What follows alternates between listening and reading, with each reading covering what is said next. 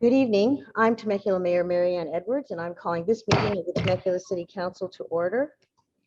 And today for the invocation, we have friend Pastor William Wrench of Calvary Baptist Church, and then that will be followed by the flag salute. So if you please stand for the invocation, we'll have Pastor Wrench. Hello, Mary Ann and all the council. Glad to see you. I'm going to pray now. Heavenly Father, we thank you for this time that we can do the business of the city. We pray that you'd continue to bless our city and continue to care for our people. And we thank you, Lord, for the way that you've helped us through these difficult times of the past year. And we ask, Father, that you'd continue to bless and help the businesses that are struggling and trying to stay afloat. We just pray, Father, that all of this would soon be behind us and that we could be able to resume life in a more normal sense. And Father, we ask for your special care upon those that are suffering with the effects of the virus and others that are suffering with the other things that are involved with the ramifications of it. And I just pray, Father, that you'd be especially comforting to them and help these through these difficult times. We pray for the business that is to be transacted today. We ask that you'd give guidance and wisdom to each one of those involved, all the parties involved, that they would be looking to do things that would be honorable and have the right motives and motivations. And Father, we just pray that you'd help us through this week and this month and this year. We look forward to the day when we can actually meet together in person again. And we ask now that you'd bless this meeting tonight in Jesus' name. Amen. Thank you, Pastor. Please join me in the Pledge of Allegiance. I pledge allegiance to the flag of the United States of America and to the republic for which it stands, one nation, under God, indivisible, with liberty and justice for all. And you may be seated. Thank you. And Madam City Clerk, could we have the roll call, please? Yes, Councilmember Alexander. Here. Mayor Edwards. Here. Councilmember Ron. Here. Councilmember Schwenk. Happily here. And Councilmember Stewart. You. Thank you. Everyone is here. So we have presentations this evening. Presentation by David Showalter of Ede Bailey LLP regarding comprehensive annual financial report, and he is the city auditor. So David, give me a little wave. Go right ahead. Thank you. All right. Well, thank you very much, council members. Thank you for having me tonight to present the results of the June 30th, 2020 audit of the city of Temecula. And what I have for you is just a brief overview of the results of the audit, and then we'll open it up for any questions that you might have as well. I'm going to share my screen. That way you can just see some of the documents that we produce as part of the audit. So give me a second here. And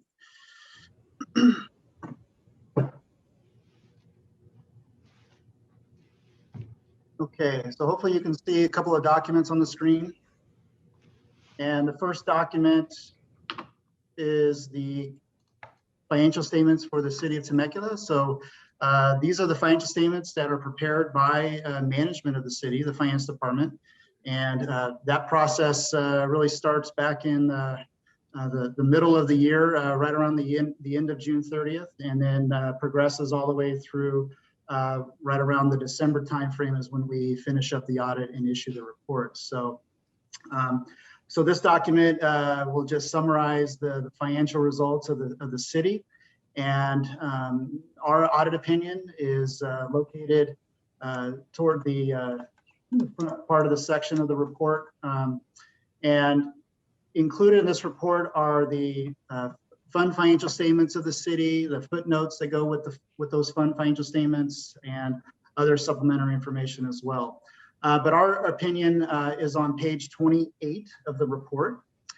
And so in our audit opinion, our responsibility with respect to the audit of the city is to audit the financial statements and to render an opinion on the fair presentation of those financial statements. And again, we plan our audit in order to obtain reasonable but not absolute assurance that the financial statements are fairly presented in all material respects. As you can see in our audit opinion, we have some headings over each of the paragraphs. Essentially, the first paragraph talks about what we're auditing. The second paragraph just really kind of delineates the responsibility with respect to the financial statements. The financial statements are management's responsibility. They prepare the financial statements. We, as your independent auditor, come in and we audit those financial statements so that we can render an independent opinion as to their fair presentation. And then the top of the second page is where our opinion is. And so we have a nice header above there that says that's where our opinion is. And the opinion basically just says that the financial statements are fairly presented in all material respects. So the opinion is a clean opinion. We refer to it as an unmodified opinion. But it's the highest level of assurance that you can have on your financial statements. So that's a job well done by the city and the finance team, since they're responsible for transacting and maintaining all the books and records of the city. So having a clean opinion is a high accomplishment, and so and we're glad that we can come alongside and to be able to render those opinions. In addition, in our audit opinion, we also make reference to other matters, which is required supplementary information. So as you read through the financial statements, you're going to see various supplementary information. One is the transmittal letter, and that's the letter where the city gets an opportunity to kind of highlight the things that have occurred during the year, highlights as far as accomplishments, and of course, this was an unusual year as well with the COVID-19 pandemic, so some discussion about that and what impact it had on the city. And then there's a management's discussion analysis, and that's really your kind of your executive summary. So if you want to really understand from a transaction perspective, you know, how is the city doing from an overall financial condition, the management discussion analysis will provide a comparison of the current year with the prior year and provide some analysis on what changed from prior year to current year. And that what we refer to as the MD&A, or the management discussion analysis, that starts on page 31. And that's really a good place to really get a good overview of the financial condition of the city. And then management has the opportunity to really provide some overview of really what happened during the year that would have caused certain balances to go up or down as a result of the operations of the city. So, and then if you get down to the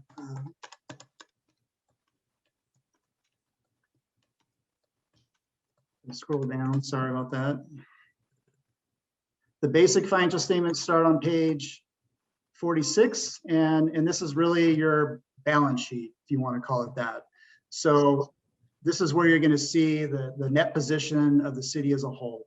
So this is where you get to see what are our total assets, what are our total liabilities, and what is the net position of the city. And this is really useful for comparing yourself to other cities of your size, just to see how things compare with respect to population, as well as the delivery of services that you provide. But overall, the city ended with a cash and cash equivalent position of about 95 million. And as you look to the bottom of the page, you can see your unrestricted net position of right around 47 million. So that really represents the available resources that you have in order to continue to operate the city in a prudent manner in a long-term fashion. So this isn't the fund balance. This is really from a long-term perspective what the financial condition of the city is. And as you kind of scan up, you can see what your total liabilities are compared to your total assets, and you can see that the city is in really good condition from the perspective of your asset to liability ratios there. So. And then, of course, just, you know, your city in comparison to with other cities and having to go through the pandemic, certainly there were some challenges. And what we're going to see going into next year's financial statement audit is that the city had received some COVID-19 funding from the state. And that's when we'll get an opportunity to start looking at some of the expenditures related to those. So none of that revenue that was received from the state is recorded in this year's financial statements, but it will be recorded in next year's financial statements. And then overall, your revenues for the year came in, your change in net position, if you want to call it that, after taking out all your expenses, was about a $7.5 million increase overall. So despite the COVID-19 pandemic, despite the fourth quarter of the year being very challenging for many cities, and including yourself, the city ended up in a really good position. So, and we're very grateful that the markets swung around before the end of the year as well. So, and overall, just general fund perspective, because this is the one that has the most meaning to you, I'm sure. General fund balance at the end of the year ended up at around $60 million. And that was an overall increase. Let's see. So overall, that was an overall increase of about $9.8 million, and that's noted down here at the bottom here. So, wow. Again, that's very good for the general fund, and definitely there was some strong results in your taxes and other areas of revenue for the city. So that might be a different story going into fiscal year 2021, but for 2020, certainly the financial condition of the city looks very healthy. So, so the next document that I have here is our required, or is our GAGAS report, or Government Auditing Standards report. So this is the report that we issue in accordance with government auditing standards, which basically says that our responsibility is to plan the audit in order to attain reasonable assurance over the financial statements, but also we're looking at internal controls over financial reporting, and also whether there was any instances of non-compliance. And so we're pleased to report that this is a clean report as well. There were no material weaknesses noted in the internal controls, and there were no instances of non-compliance with respect to financial reporting.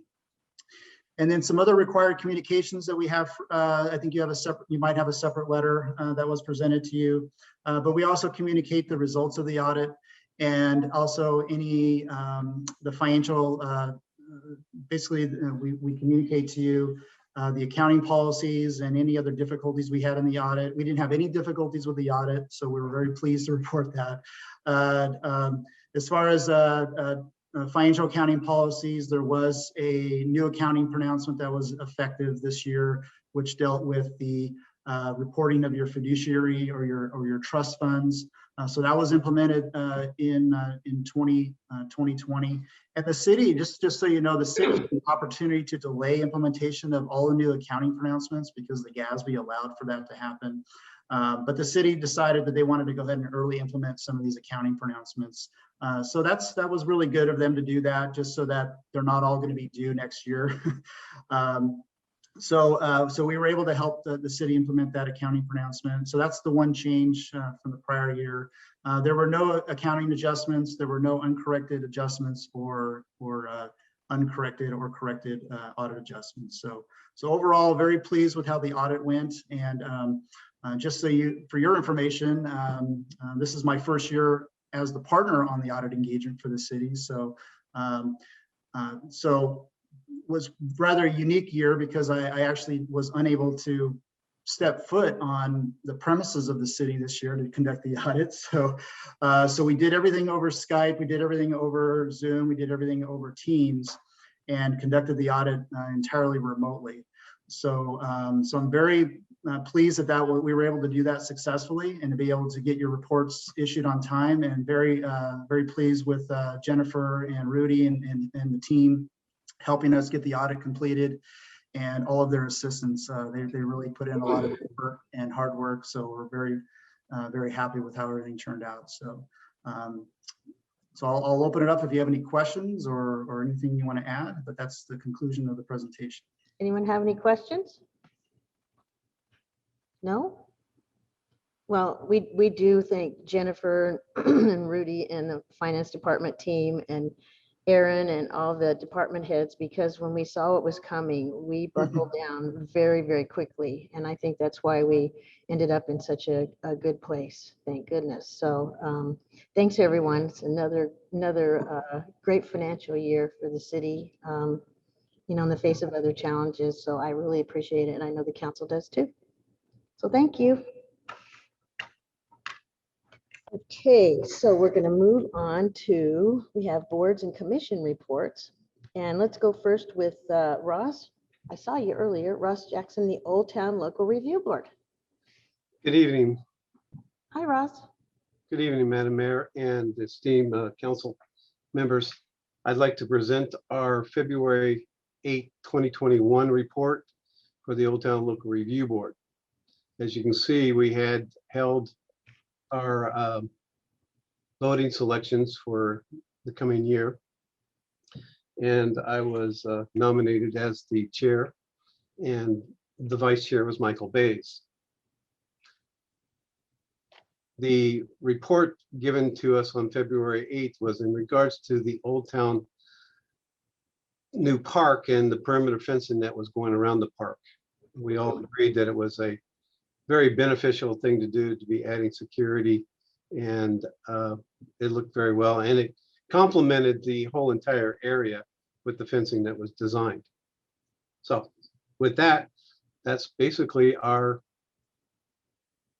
February 8th report. Well, congratulations, Mr. Chairman. Thank you. All right, we're going to talk to right now Planning Commission and John Telesio, my neighbor. How are you?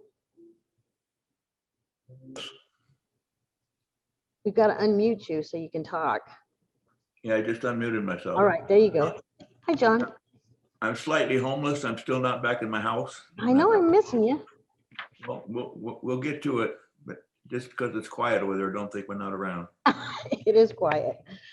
Anyway, this is our report for the 17th. We had two items on February 17th for the 2021 Planning Commission agenda. The budget engagement session was much what you just heard, but the same kind of astounding results were given to us. Amazing work by the budget department, and Jennifer Hennessy and her team came to the fore for us. The commission received a presentation from the finance director regarding the city's annual budget process, as well as an overview of the budgetary policies and procedures, which you've heard. The sessions are new to the budget process, as you know, and are designed to engage the board and commission members of the community early in the development of the annual operating capital improvement plan. That's something new and welcome. It gives us a little bit more ability to tell you what we hear in the citizenry and what we observe on our own, and then get into the session early. At the end of the director, after her presentation, the planning commissioners were asked what they felt the current budget reflected the priorities of the community. The next three slides summarize the commission's responses. As a planning commissioner, do you feel the city investment of financial resources is in line with the community's priorities? That was question number one. Overwhelmingly, the commission felt that the city has invested wisely and met or exceeded the needs and priorities of the community. Investment in the community has been deliberate to maintain a high quality of life, beautiful park amenities, and putting safety as a first priority has made Temecula a desirable place to live.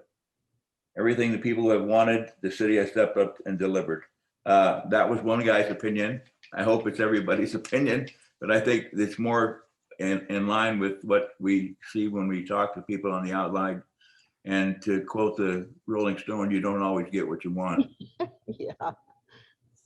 And when everything that people have wanted, the city has stepped up. I'd say the city paid attention to and worked on. Some of those overhanging problems and concerns are still out there, and you will get to them. Question number two, if yes, which program projects are most beneficial to our community?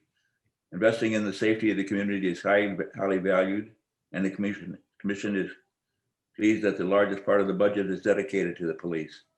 Maintaining 25% reserve was mentioned as allowing them to sleep better at night. I assume that meant the citizens. We sleep better at night.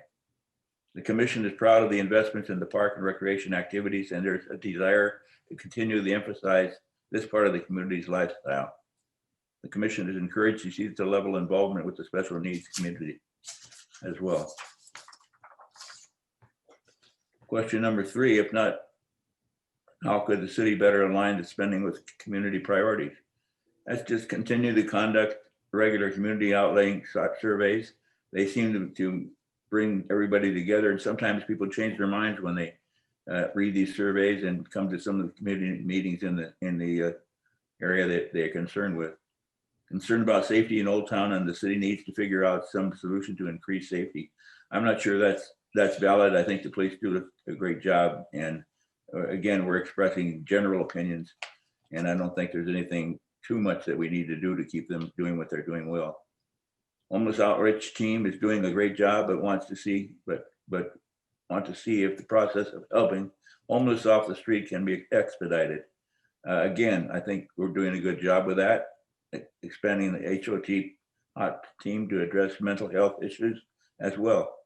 Community and commission desire to build a larger pickleball complex. If we get down to the pickleball complex, then we're really striking the bottom of projects that need to be looked at. To get up a little higher on the pole, community commission desire to build a larger swimming pool complex. Again, these are things that we would like to see and will someday. Expand outreach to the senior community. We're an aging population and should push harder to expand these services. Coming from me, I mean that. Increase outreach to community, letting them know that about the city app if they don't already. That's an amazing tool. More people should be involved with it, and more people would learn what's going on if they were involved with it. The commissioners had a great dialogue, and we're very appreciative of the chance to have the discussion and be involved in the budget process at the front end. There was no public comment for this item. But that budget movement, having the team get in early, it was very important to us, and I think it's going to work out to be of value to the city. That's all I have. All right, thank you. That was excellent. Sounds like you've been busy, and it was very thoughtful too. So thank your commission team for me. And now we have the Race, Equity, Diversity, and Inclusion Commission with Tiffany Baker. Hi, Tiffany. Hello, Mayor. You're the mayor now. Whew. I know, I know it's hard to switch over, but yeah. Hello, Mayor Edwards and Hi. fellow council members. How are you this evening? Oh, very excited to be here. It's a good day. Well, we met on February 11th, 2020, and we welcome remarks by Mayor Edwards and Mayor Pro Tem Ron, and the city manager's office and the city manager's office and finances, that's a mouthful, provide an overview of their department functions. The commission was very interested in hearing about the city's youth program, and I just want to give you a shout out to that, Mayor Edwards. Look at that beautiful picture of you there. And that's especially happy to me because, you know, my heart is to youth, but the commission as a whole was really, really excited about that. And they had a lot of questions on that topic, and so much so that you guys will be coming back for another presentation. So we're excited about that. And we also received a presentation from the Service and Cultural Arts, the Cultural Arts Services, and the programs we provided for, and we provided general recommendations. But what I really was really excited about, and most of the commissioners, was the exhibits. They were awesome. The exhibits were fantastic. And especially because it's Black History Month, we had a presentation that was related to Black History Month. And one of the things we really expressed ideas and desires to have more cultural awareness. And we were really surprised of how much we really do. So to echo the gentleman before me, I've gotten on every social media because I didn't know we had it. I really encouraged the city to get involved, find out what was out there. That's what a lot of us were saying, like, wow, we do this, wow, we do this, wow, we do that. And so we were just really excited to have the presentations and to learn, especially for me with the kids. And it was just amazing. And the commission, like I said, expressed a lot of desires to bring more cultural awareness. We're just very, very excited to learn about all our beautiful cultures that we have here. And that really was the highlight of our meeting. And today is just a very special day because if you can see that little boy right there. Yes, go ahead, sing it to him, please. He'll be so happy. Oh, but sing it to him, please. He'll be so happy. I just did. I cut you off. I cut you off. That's okay. Okay. He looks great. happy birthday to Aaron. Aaron is 8 years old and he's a little discoverer. And thank you guys for letting me wish him a happy birthday. He's actually downstairs. He's my grandson, and we have a science fair birthday party going on right now. Fun. So thank you guys for allowing us to serve and present, and have a wonderful rest of the evening. I was really excited after that, the first meeting that I got to attend. The interaction between the commissioners was fabulous. And it's really fun to sit back when people are learning new things about the city or things that they didn't know before. That was really fun too, when people kept saying, look at all this. I didn't know we did this. And it really is a lot. It is. And so you're going to be so helpful with us, making sure if we need to add other things culturally. And, we don't have to wait for Black History Month or other celebrations like that to have added culture in the city. So I think it's wonderful. And I know Matt was very enthused after that meeting too. So thank you for letting us visit. Yes. And apparently we'll be back. Yes. And it was the Chinese New Year too. Yes, right. We also want to celebrate that. And so it's just so much. I just think it's so many opportunities to celebrate the people in our cities and the diverse cultures we have. So again, thank you for the opportunity to serve on this commission, and thank you for creating this commission. Well, thank you. You did a great job. And I like all the commissioners are just really, really good. I'm very excited. Okay, then we're going to move on to the public safety report, and Captain Zach Hall. How are you this evening? Hello, I'm doing very well. How are you, Madam Mayor? Good.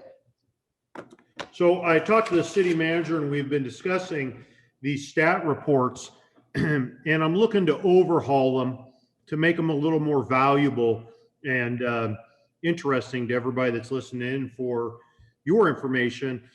Comparing stats isn't really working out very well because we're comparing a lot of them to the month before or maybe the same time last year. And 2020 was a little wonky. So bear with me as I navigate through modifying what I do report on. And if you have suggestions or there's something you'd like to hear about or know, I'd like to include it in the stats. As I modify these, I'm going to get more into like our homeless outreach successes, our mental health outreach successes, where we have a mental health clinician paired up with a deputy sheriff that responds to people suffering through mental crisis, health crises. And so I'm going to spend more time presenting stats and information on things like that than instead of just kind of reading off these numbers. While I know these do have value to them, I want to enhance these reports. For example, one of the things Patrol did this last month that we didn't really highlight because it was kind of an ongoing investigation. We're on a routine traffic stop. One of the deputies located 28 pounds of liquid methamphetamine moving through the city, which is a very substantial amount and would be included in these stats as one felony arrest. However, the value of that one felony arrest should be explained. When we talk about housing one of our unhoused residents, one of our homeless here, I should expand on that in our statistics. Or when we intervene in somebody suffering through a mental health crisis with one of our mental health clinicians paired up with a deputy sheriff, I would like to explain and take a little time to go through that success story so you understand some of that, or some of our other community outreach events we do and are involved in versus just, reading off the stats. If that's okay with you. Oh, that's a great idea. Okay, so this will probably be the last time that I present them in this type of format, but I would like some feedback from all of you over the next, 15 to 20 days to identify what you would like to know about or what you think has value, so I don't scrap something that you really like to hear about. So here's the stats. This is our January 2021 stats. The sheriff station responded to 6,600 files generated during this time. We issued out of the traffic team 965 citations, made 35 DUI arrests, and investigated 45 traffic collisions. Our special enforcement team made 23 on-view felony arrests and served 18 felony warrants, made 64 misdemeanor arrests, and served 57 misdemeanor arrest warrants. The investigative bureau picked up 29 cases and closed 38. Wow. All statistics are staying pretty current, even though the dynamic at the mall is changing a little. For 62 calls for service there at the mall, we had 3 felony arrests and 15 misdemeanors. So you can see those are picking up a little bit as business picks up.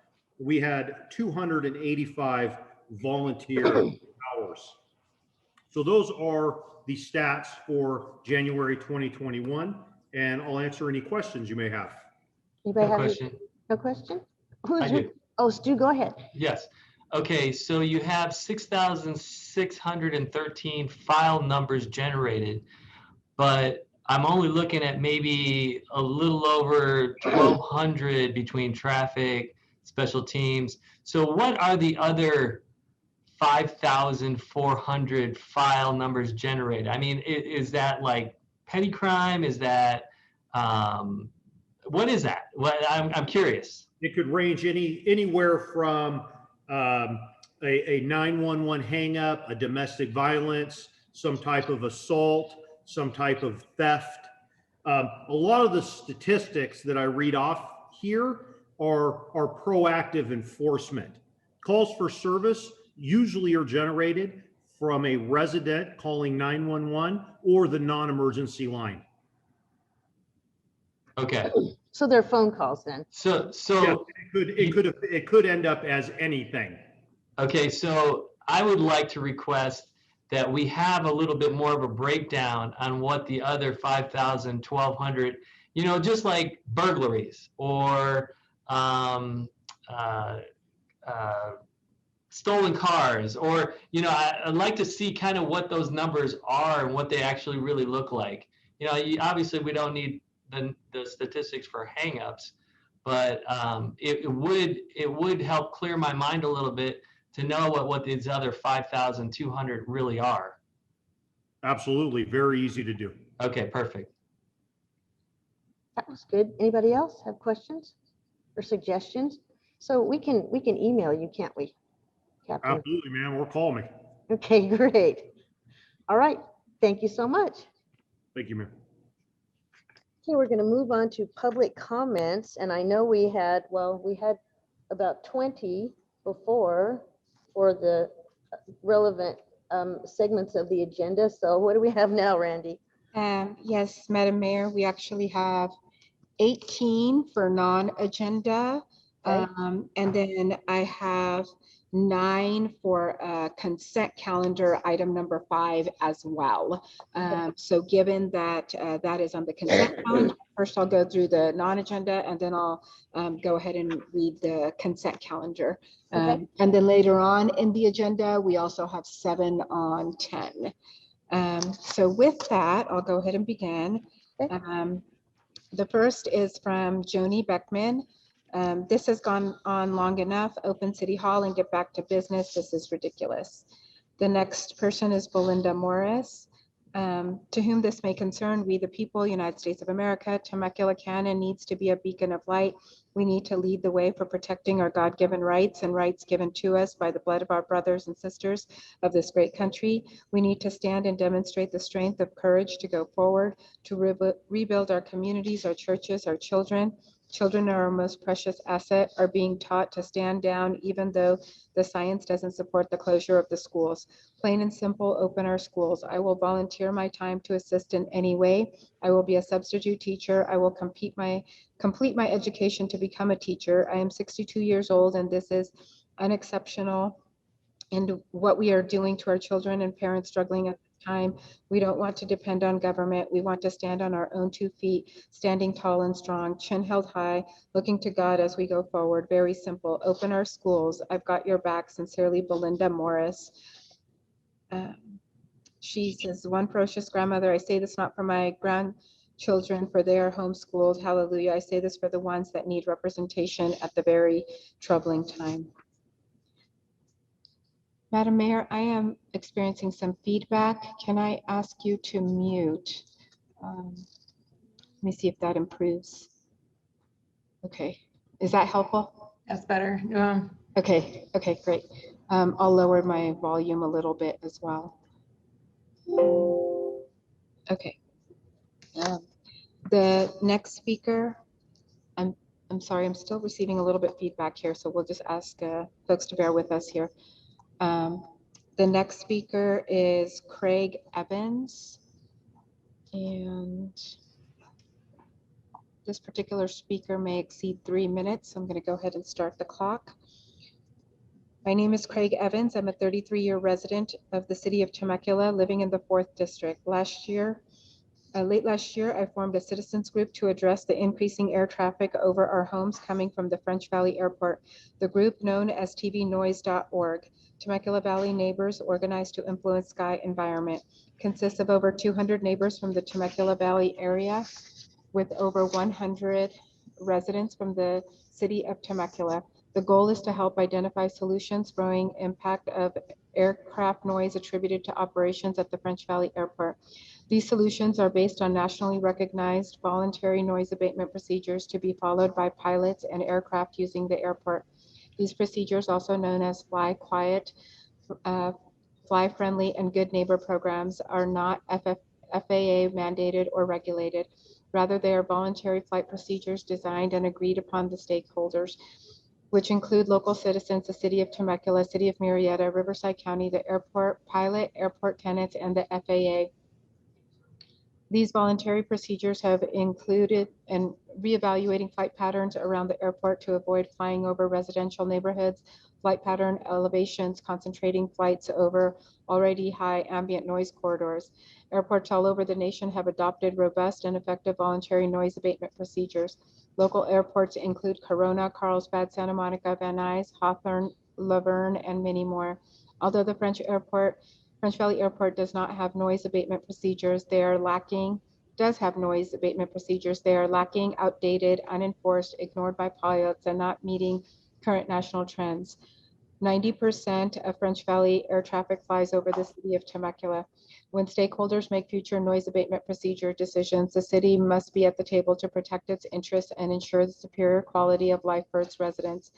On behalf of the hundreds of citizens negatively affected by the French Valley Airport operations, TV Noise is asking the city of Temecula to be a major stakeholder in the discussions and act as a catalyst to bring the other stakeholders together. A recent conversation with Luke Watson and Brandon Riverdeau was very productive in introducing the issues and potential solutions to the city administrators. The city has the power and influence to bring all the stakeholders to the table to make positive changes. We need your help. Noise abatement takes dedication, patience, the desire to collaborate, and willingness to compromise in an effort to find solutions to this issue. These initial steps and the willingness of the city of Temecula to support the effort can serve as a catalyst for future progress toward a more positive quality of life for the citizens of Temecula. Thank you for your consideration, and please visit our website at tvnoise.org. The next speaker is Melissa Verbanis. I am excited that attainable home ownership will be on the agenda for the March 9, 2021 council meeting. As you may know, the housing crisis has become part of the national conversation. California State Senator Scott Wiener recently introduced legislation to provide powerful tools to local government to tackle the housing crisis, and major news outlets like the New York Times have published articles about anti-housing policies being at the heart of the crisis. The point is, Temecula will not be served by more of the same. During the February 9th council meeting, the city manager stated that the affordable housing presentation will be on the March 9th agenda, as well as information about the housing element and what is currently in the pipeline. With all due respect, this is more of the same. An animated presentation is informative, but serves no practical purpose toward a solution. It is incumbent upon you to think outside of the box and consider new ideas. The Brown Act prohibits council members from discussing non-agenda items. This means it is critically important that the March 9, 2021 agenda include the following topics: warehouse at Creekside regulatory violations, an inclusionary housing ordinance, and Lamont's attainable home ownership proposal. During the February 9th meeting, the city manager acknowledged the numerous speakers who submitted public comments and said that he wants speakers to know they've been heard. We appreciate the acknowledgement and respectfully request that council, in an act of good faith, follow through on this sentiment and place the aforementioned items on the March 9th, 2021 agenda. The next speaker is Johnny Estes. Like my colleagues, I am excited that attainable homeownership will be on the agenda for March 9, 2021 council meeting. As you may know, the housing crisis has become part of the national conversation. California State Senator Scott Wiener recently introduced legislation to provide powerful tools to local governments to tackle the housing crisis, and major news outlets like the New York Times have published articles about anti-housing policies being at the heart of the crisis. The point is, Temecula will not be served by any more of the same. The city needs to think outside the box and consider new ideas. However, the Brown Act prohibits council members from discussing any non-agenda item. This means it is critically important that the March 9, 2021 agenda include the following topics: warehouse at Creekside regulatory violations, an inclusionary housing ordinance, and Lamont's attainable home ownership proposal. During the February 9th meeting, the city manager acknowledged the numerous speakers who submitted public comments and said that he wants speakers to know that they've been heard. We appreciate the acknowledgement and respectfully request that council, in an act of good faith, follow through on this sentiment and place the aforementioned items on the March 9th, 2021 agenda. The next speaker is Tammy Acme. Since you are a new group for 2021, I would like to see you think outside the box and consider some new ideas. The Brown Act is often used as an excuse for why city council members refuse to discuss non-agenda items. If the Brown Act is so restrictive, then please put the following topics on the agenda for the March 9th city council meeting: warehouse at Creekside regulatory violations, an inclusionary housing ordinance, Ms. Lamont's attainable homeownership proposal. These are critical issues that need to be addressed now. Thank you for reading my email. The next speaker is Bob Cowell. Many of our citizens don't believe we have free and fair elections anymore. This is real voter suppression and is a civil rights impropriety. In order to rectify this, we the people are asking the Temecula City Council and any other entity that believes the same way as the aggrieved aforementioned people to mitigate this voter crisis by suing the Riverside County Registrar of Voters to allow us to become a sanctuary county apart from the repressive voter policies imposed by the people of the state of California. The lawsuit would include, but not be limited to, making ballot harvesting illegal again, require that Riverside County voters provide an ID before voting that also shows citizenship, negate the mail-in only ballot system and return to absentee voting by request or necessity, require an ID when registering to vote that proves citizenship, close polls by 8 p.m. and require all absentee ballots to be in by that time. No backdating is allowed, such as happened in some states during the 2020 election count. Allow poll watchers to view the ballot process at the polling location and also at the registrar of voters. This would include standing over the employees, volunteers that determine if a ballot is good or not. This would also include watching to make sure that potential voters provide a real ID before receiving their ballot. Require overhead cameras in all registrar of voters offices where ballots are brought in or counted that is available for public viewing and recorded for future viewing. These videos must remain intact for 10 years, not destroyed, as has happened in many states in the 2020 election count.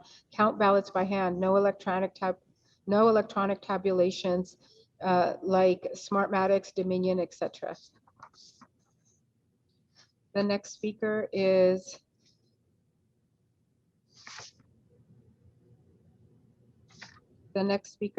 Karen Finley. I am excited that attainable homeownership will be on the agenda for the March 9th, 2021 council meeting. As you may know, the housing crisis has become a part of the national conversation.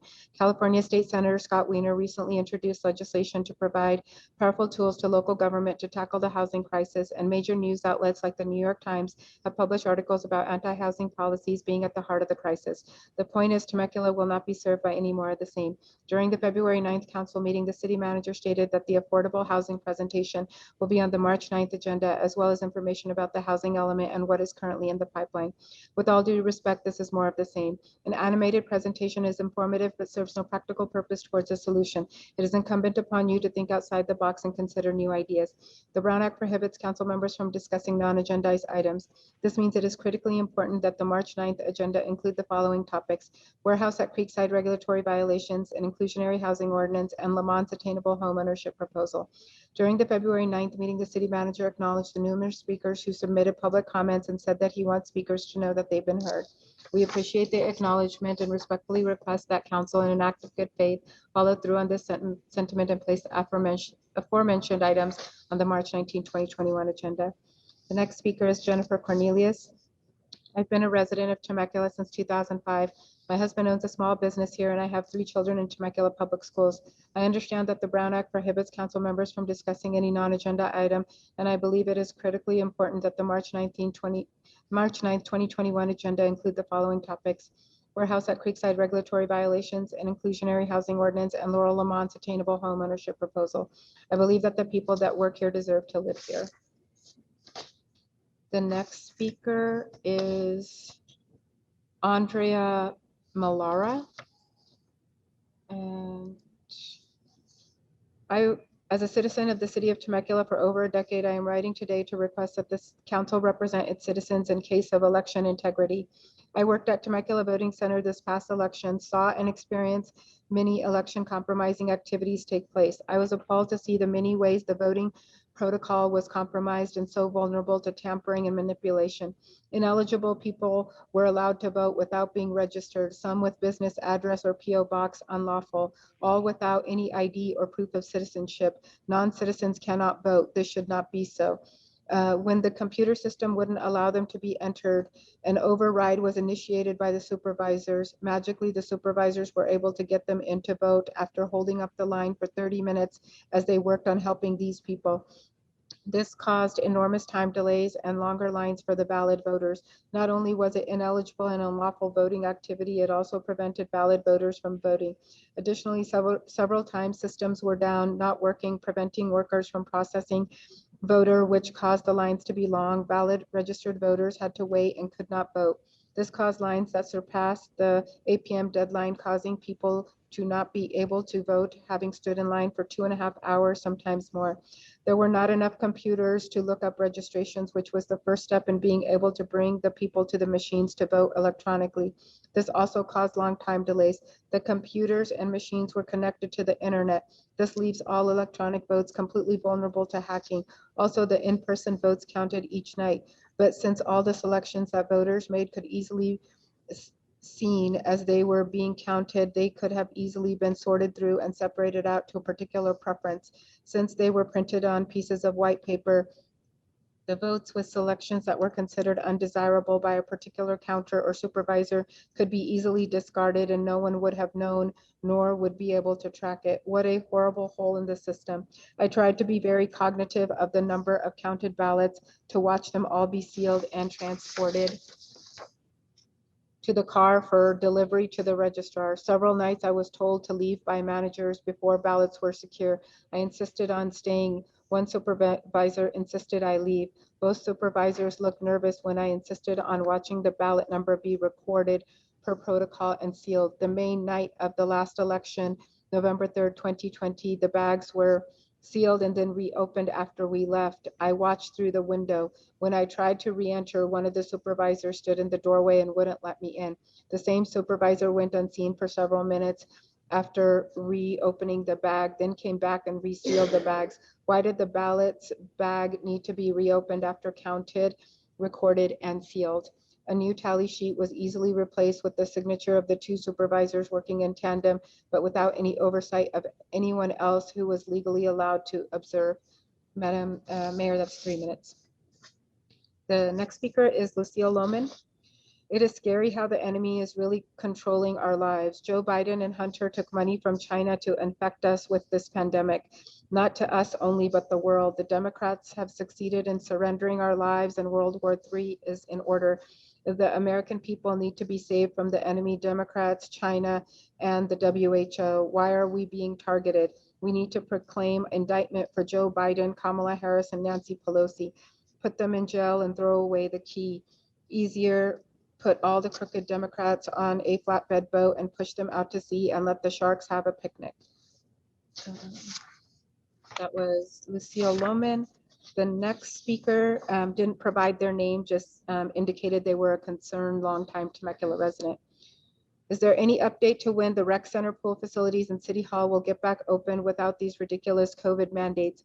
How is the city addressing the impending hit to their budget reserve since the tax income is down from all the small businesses closing? I was surprised to see the council is even considering starting their own police department. Do we really have the funds for this type of endeavor?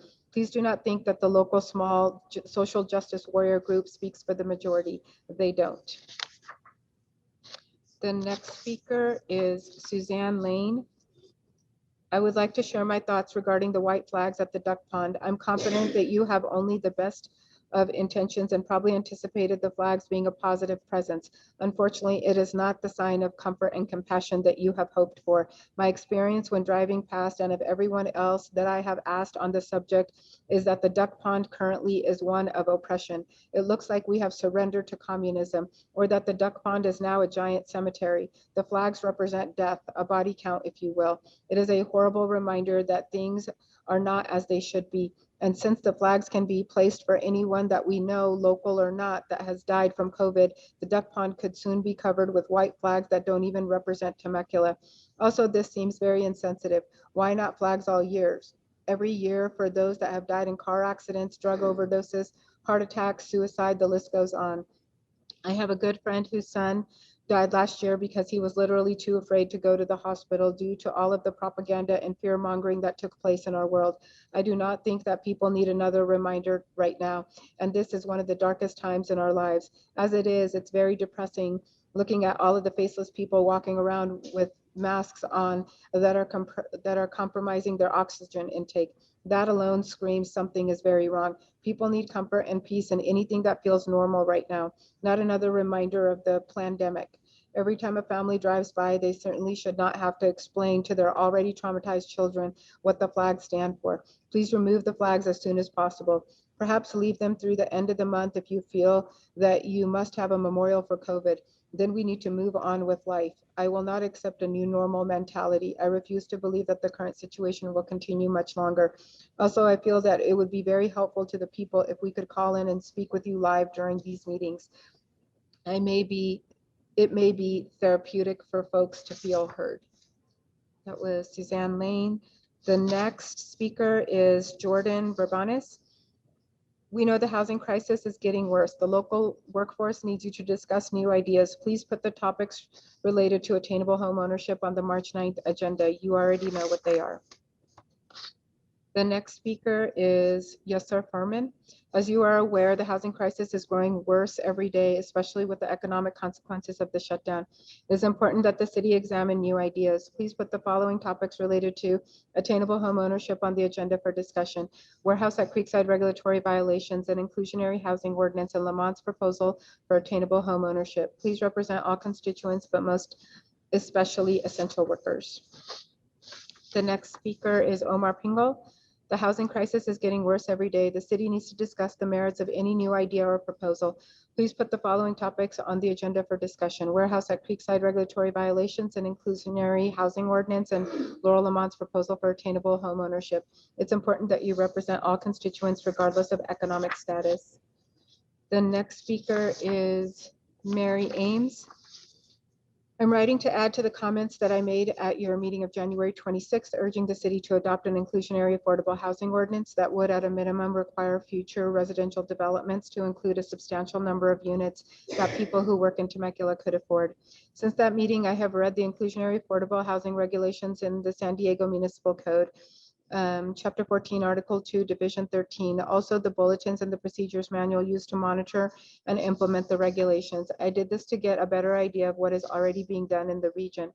It struck me immediately that the San Diego model, though an enlightening example for me to study, may not be right for Temecula. Thanks to the efforts of many people, some of who are in this meeting, Temecula is truly a community, but we are a large community that lacks certain characteristics that could make us even better. We lack tight-knit neighborhoods where people really know one another and help each other. We lack neighborhoods in which young singles, older people, single parents with kids, and two-parent families can all afford to live. We lack neighborhoods with cultural and racial diversity. In cities that are thriving, you find a mix of people in contact with each other. The differences and the interaction promote creativity, mutual aid, and the exchange of ideas. Bringing those missing elements to our community should be among the goals of inclusionary affordable housing in Temecula. Yes, we want to build less expensive housing for lower income workers, but not that alone. To achieve more, the city would need to tailor its ordinance carefully. We would not, for example, want to allow a developer to make payments or surrender land in lieu of providing affordable housing as San Diego does. We would want instead for the affordable housing to be mixed in with market value residences. We might not want to perpetuate the old model that requires the city or a housing agency like San Diego's Housing Commission to serve as an overseer. We might prefer to empower low-income prospective homeowners to join with higher-income, long-time homeowners to form nonprofit cooperatives which could develop or redevelop property. The city could provide incentives, waive fees. Models like that abound. I discussed one of them, known as co-housing, with the city manager and staff several years ago at the invitation of then Mayor Ron. I don't know what model would work best for our city, but I bet the current staff is sufficiently talented and experienced that it could develop an extraordinary inclusionary affordable housing program for Temecula, one that would make our city an even better place to live and work than it already is. The next speaker is Laurel Lamont. Let me start by saying thank you, council members, for placing attainable home ownership on the March 9th agenda. This is an incredible step forward in the process of representing the best interest of our local economic workforce. While the city's animated housing element video is appreciated, council needs to place the attainable home ownership proposal on the March 9th agenda. The city received this proposal in April of 2020 and cannot discuss its merits unless the proposal is on the agenda. As you may know, I reviewed the contracts regarding the developments in the pipeline, and to the best of my knowledge, it is more of the same. With all due respect, these agreements are largely the same as the current affordable housing developments that already exist in Temecula. If these existing developments work, there wouldn't be a housing crisis. Solutions require new ideas, not more of the same. Please place the attainable homeownership proposal on the March 9th agenda. Now I'm going to go ahead, since it's a consent item, read the comments to item number 5. The first one is from Christine Massa. Thank you for continuing to delve further into options for public safety for the city of Temecula. I think if last year, especially the last 4 or 5 months, has shown anything, it's that more local control is necessary for our public safety to improve. As recommended in the most recent JPA assessment, I support the current proposal to ask the county to do their own assessment of how they can streamline and tailor the city's services and their cost to our city. In parallel, can we ask Chief Hall to take his annual report from last month a few steps further? Rather than just regurgitating the metrics, I think the city and its residents would benefit from the following presented back to council. An actual analysis interpretation of the data, provide strengths and development areas, break out the data to a lower degree of detail, what our priority one calls, show a year-over-year analysis, what is improving and what is not, and what can we do about it. Furthermore, I'd like to request the city also do an independent study to assess our ability to start our own police department. As you know, the city of Menifee saved $2.5 million in their first 6 months of operating their own police department, while also increasing their level of patrols. Menifee is just slightly smaller than Temecula, and we would likely to be able to scale their implementation. The next speaker is Summer Berg. My name is Summer Berg. I am a member of the Temecula Unity, and I have been a proud Temecula citizen for 12 years. After reading the feasibility assessment, I urge the council to support the findings of the assessment and ask the Riverside County Sheriff's Department to conduct their own cost-benefit analysis and recommend ways that they may reduce the city's costs. Additionally, I found the current assessment to be lacking interpretation of data. Please ask Chief Hall to expand his report to analyze the data in greater detail, including a year-over-year analysis. Finally, and most importantly, I urge the council to do a feasibility assessment on Temecula starting its own police department. I believe that Temecula will observe significant savings over what we currently spend on our contracts with the county sheriff's department. This is evident when we look at the success Menifee has seen with their own police department, saving $2.5 million in the first 6 months while increasing patrols. Currently, Temecula pays nearly twice as much per citizen than other nearby cities, and I believe that those funds could be utilized more efficiently. I love living in Temecula and want to be sure that as our community grows, our services develop to properly support it. The next speaker is Dean Vasquez. This letter is to speak about the joint police authority and the study presented. I concur with the report that there is not a financial benefit of a JPA. Also, as a resident of Temecula, I would strongly oppose moving from the Riverside Sheriff Department contract to a JPA. I also strongly support the commissioning of a study into creating an independent Temecula Police Department and would suggest authorizing the funds to commence such a feasibility study immediately. Over time, Temecula needs and deserves an independent law enforcement agency that answers to the city of Temecula under guidance and control of this city council.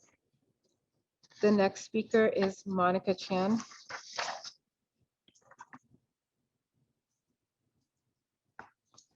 I am a single working mom living in Temecula, California for nearly 14 years. I moved here from Los Angeles in 2007 to raise my children and because I wanted to live in a safer community than where we lived before.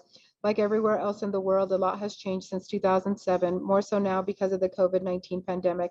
However, the change in Temecula is not that it is unusually quiet and closed due to the pandemic. In 2019, our city was listed as one of the top 10 best wine travel destinations. So when our state and county health department officials required bars and restaurants to limit indoor dining and adhere to recommended safety precautions because of COVID-19, our city continued to have an insurmountable surge of visitors that poured directly into Old Town Temecula's bars and restaurants weekend after weekend. Visitors come from Los Angeles, Orange, San Diego, San Bernardino, and Northern Riverside counties. From what I've observed, our city does not strictly enforce public health precautions at this particular location. That is not as much as our neighboring cities or counties do, and to me, this is the reason more out-of-town visitors come to Old Town Temecula. I've worked in Old Town Temecula for 3 years. The store I work at is a family-owned retail grocery store located on the corner of Front Street and Main Street, right in the heart of Old Town Temecula. This intersection is one of the busiest and most crowded parts of our city on weekends. It was once a fun place to work until the pandemic started. We are an essential business. To keep our customers and staff at our stores safe and to remain open, our stores owners and managers have adapted to the infrastructure changes and have operated under the Riverside County Health Department's COVID-19 safety guidelines since April 2020. In recent months, I have seen an increase in public violence, vandalism, disorderly drunks, overwhelming traffic violations, thefts, and obvious lack of public health safety observations and limited law enforcement presence. As of last summer, there have been only 2 Riverside County Sheriff Foot Patrol deputies assigned to walk and monitor Old Town Temecula activities 7 days a week. I see these officers on Front Street often and know them by name. Frequently, patrons who visit from out of town often ask why our city is so open as compared to other cities or counties. Why aren't people wearing masks? Why are so many crowded together and not social distancing? I simply explain our town has become the speakeasy town in Southern California that no one talks about. Last fall, a local publication posted an article about a business in Old Town Temecula trying to raise concerns about the growing problem. The owner was quickly berated by his neighboring business owners and was called a snitch by the public on social media. On December 10, 2020, Fox LA televised a report called "It is Business as Usual in Temecula," where restaurants openly described ignoring capacity restrictions and mask mandates, thoroughly enjoying the influx regardless of the consequences. While I have recently become a victim of the violence in the city I call home, this is the purpose of my letter. It is time someone talks about the crowds, the lack of public safety, and most importantly, the violence. I would like our city to stop turning a blind eye to the crowds and to really look at the increase in violence the crowds bring into Old Town Temecula. Mayor Edwards, that's 3 minutes. The next speaker is Lisa Sanchez. I am writing regarding agenda item 10 and 5. Madam Mayor, we have a couple here that are that wrote in same comment for 5 and 10 because we're on consent first. I'll read them now, but they will be applicable for 10 as well. I believe I speak for most Temecula residents in supporting the effort to relocate the police to the heart of the city. On item 5, I do not support the adoption of a multi-city police department model because Temecula needs its own independent police force. At the same time, the default position of being 1 out of 17 cities in contract with the Riverside County Sheriff disadvantages Temecula residents for the following 3 reasons. Number 1, Temecula is being overcharged for services relative to other cities. According to the 7-city feasibility study conducted by Citygate Associates, Temecula paid 25% of the sheriff's personnel costs for all 7 cities, nearly $35 million of the total allocated. Considering the size of our population, Temecula paid almost twice as much on average at $304 per person per year compared to the other 7 cities, which averaged $176 per person per year. Number two, there is no indication that Temecula is getting better service for the extra money paid. We rarely see helpful community police officers walking the beat and getting to know residents. This past year, we experienced quite the opposite. As a Riverside County Sheriff publicly declared his absolute refusal to enforce the constitutionally valid public health orders, Temecula's hands were tied to respond to egregious violations like mass overcrowding and related violence in Old Town and elsewhere precisely because the sheriff's non-enforcement policy was countywide and Temecula lacks its own locally controlled police force. Number three, while Temecula has always taken pride in being a safe city, the FBI's Uniform Crime Report shows an increase in the crime rate in 8 out of 10 offense categories since 2018. Temecula's crime rate furthermore exceeds that of neighboring cities within their own police department in 8 out of 10 offense categories in Murrieta, for example, and 7 out of 10 in Menifee. In some categories, the crime rate in Temecula is 30 to 50% higher. Having terminated its RCSD contract and hired its own city police force in 2020, the city of Menifee provides the best policing model for our area. In just 6 months, it saved the city $2.5 million while adding services and patrol hours. Rather than accept an unfair budget and countywide policies that harm our city, an empowered Temecula City Council could advise and direct its own police force while saving the city money. It could work cooperatively with local police to tailor policies and practices to our specific needs and could assist the police in finding humane solutions to problems like homelessness and mental illness, which have increased dramatically in recent years.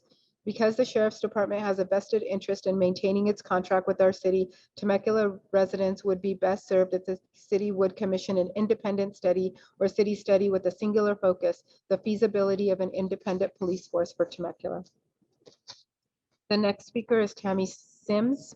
Thank you first and foremost for allowing me to express my views and concerns for our city of Temecula. I have been a resident of Temecula for over 34 years and care very much about our community and hope to continue to make Temecula an even better place for all of us. I would like to speak to agenda item number 5, Temecula adopting a regional police department model. I would encourage you to consider an independent feasibility study to assess our ability to start our own police department. We can look at and adopt things that work for the city of Menifee, for example. They have now saved over $2.5 million in just their first 6 months. Temecula's budget is twice the cost per person at $304 per person per year than the average taken from 6 other cities, which averaged $176 per person per year. We can and will save much needed city dollars by having our own police department.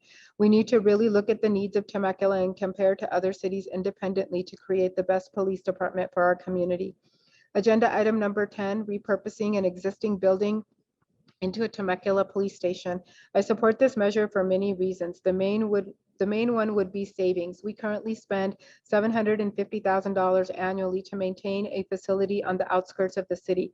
We can refurbish and repurpose a building within the city limits and recover the cost within 10 to 15 years. The city could own it outright. There are several buildings that would work, and I support this measure.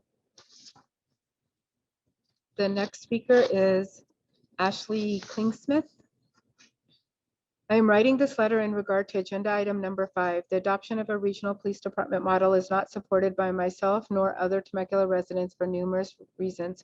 Rather, an independent police department model is desired with a feasibility study conducted prior. The city's own assessment would rationalize and mold the cost of service to the city. I ask that Chief Hall extend his data interpretation, providing a detailed breakdown of a yearly analysis showcasing the strengths and areas and needs of improvement.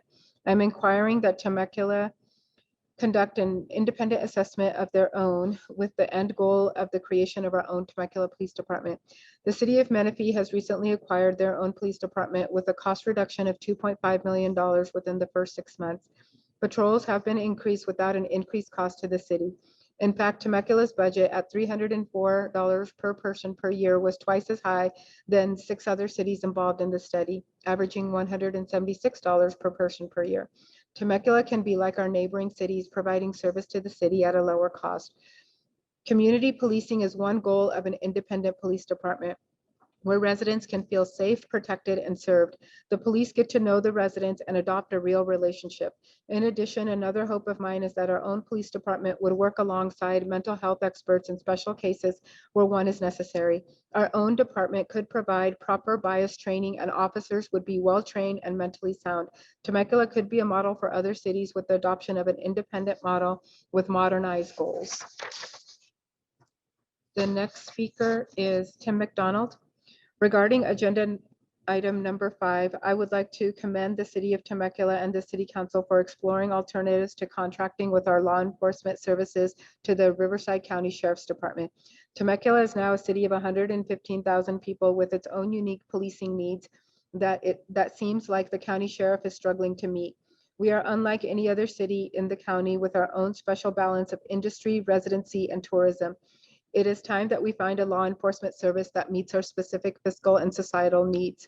It is no shock to me, though, that the Police Services Joint Powers Authority Feasibility Assessment came back not recommending the JPA. The JPA would have us join forces with many other cities in our area that have a variety of other concerns and needs than our city does when it comes to policing. The JPA would be too similar of a model to our current one of outsourcing to the Riverside County Sheriffs to make much difference in any aspect of policing. It is about time that Temecula looks to form its own department, which the city council, and its citizens would have more local control over. Our city is now over 30 years old, has the largest population in the valley, and has the largest budget. How can Murrieta and Menifee, both of which are smaller and younger cities, have their own departments, but we cannot? There is local interest in this, and it's clearly worth looking into. Reports from the city of Menifee a year after they created their own department and coming back were very positive. I recommend the city initiate its own independent study into the feasibility of starting our own City of Temecula Police Department. And the last comment is from Julie Gary. My name is Julie Gary, and I am a member of Temecula Unity. I have lived in this valley since 1997. I am writing today in regards to agenda item number 5. I agree with the assessment that a regional police department is not the correct nor fiscally responsible direction for the city to take. However, this year has made it apparent that there are severe issues and systemic leadership concerns with the Riverside County Sheriff's Department that need to be addressed. First, I would like the city to do a feasibility study on Temecula implementing their own independent police department. When the city of Menifee initiated a study, it was shown that an independent police department would save the city $5 to $7 million a year and give the city more local control over the services they provide. Since its adoption last year, the city of Menifee has reported in a January Press Enterprise article that the city saved $2.5 million in its first year of having their own independent police department, even considering the impacts of COVID-19. Temecula needs to know if an independent police department will be the fiscally responsible measure to take. Second, I would like Chief Hall to provide more insight and analysis with his annual police report to the city. As a woman of science, I know the importance of presenting and analyzing data to provide more information. I encourage him to break down the crime statistics into more detailed, for example, violent and non-violent crime, and provide strengths and development areas for law enforcement, and to show a year-over-year analysis of the data. We should know what is improving and what is not. We know that there are gaps in social justice, equity, oversight, and fiscal responsibility with the Riverside County Sheriff's Department, and now is the time to take action, conduct a study, and take back control for our city. Madam Mayor, that concludes public comments on both non-agendized items and consent item number 5.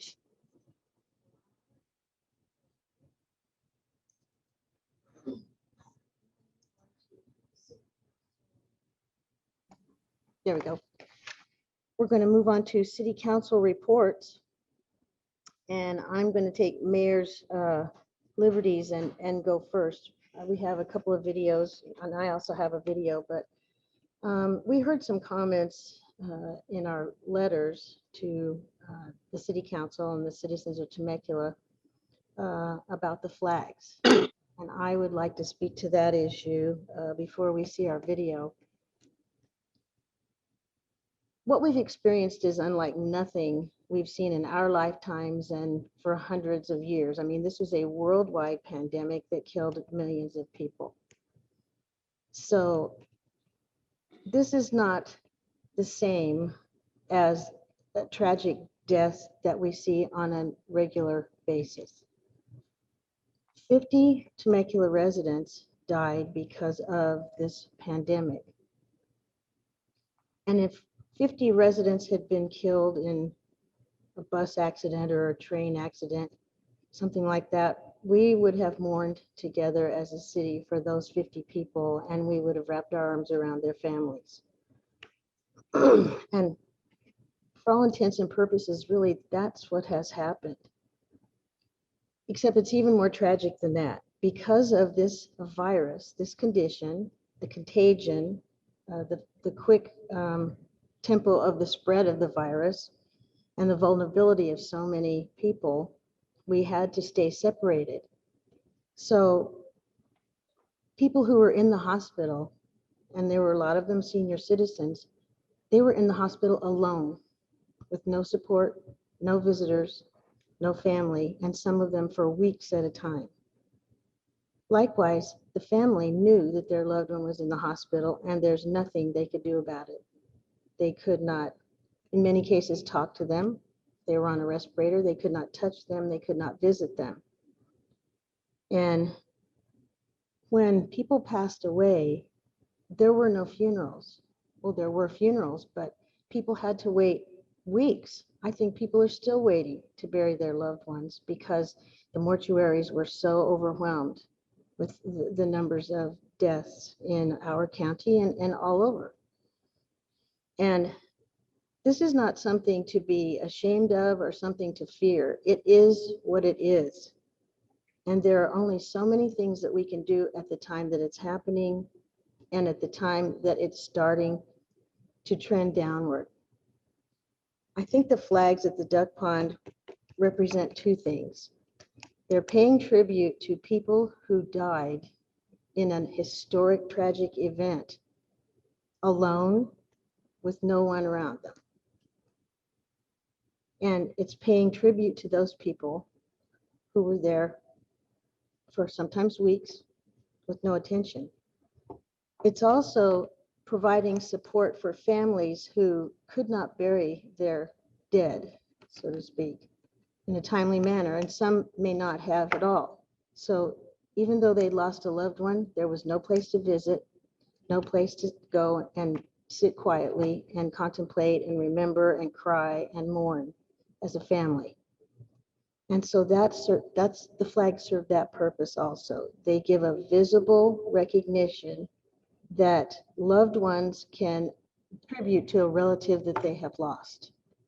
I received a letter from a friend that I hadn't heard from in many years, and unfortunately her grandmother had passed away, and her funeral was on the same day that the flags went up at the duck pond. And when she got home and read about it, she said she felt such a peace because she knew she could go down there. She was going to get a flag with her grandmother's name on it. She could go down there and show her children, this is grandma's flag, this is grandma's name, and explain to them in child age appropriate language what had happened. So she was very grateful that they would have a place to go and mourn as a family. And I think that is the purpose of the flags at the duck pond. It serves those two purposes. One is to remember people who had to die alone, and it's to remember the families who couldn't be there to comfort them in their time of need. So we are hurting as a community, and I would just ask people to think about what you're saying and what you're writing, and just remember that somebody's going to read that and they may be devastated by the loss of a loved one. So this is really a great time to put our own feelings aside and think about other people and what we can do for them. And that's exactly what the city has done. The duck pond and the white flag symbolizes the city's one thing that we knew that we could do for them. So we have a video that we'd like to share with you.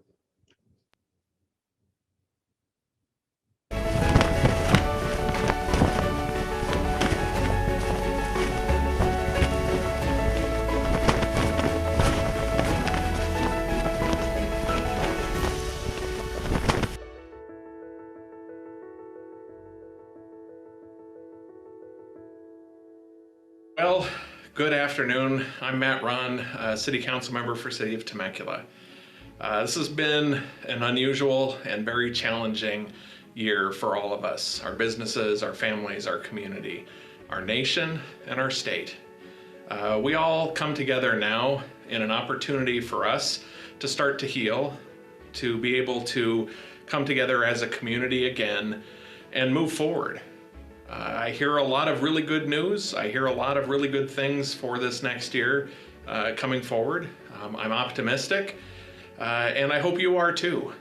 Our community has been able to weather some pretty challenging times, and this is the most difficult that I've ever experienced here in Temecula. I hope you and your family and friends are all safe, and I wish you all the best. And here is hopefully going to be a good, more positive, more productive, and safer year ahead for all of us here in Temecula. Thank you all, and I wish you all the very best. I'm speaking with you today as a council member, but probably more importantly as a resident and as a neighbor and as a friend to many of you. This past year has been extremely difficult on our family, on our community, and the many families here in Temecula. It's with great sadness that we must acknowledge the families that have been disrupted and lives have been lost due to this global pandemic.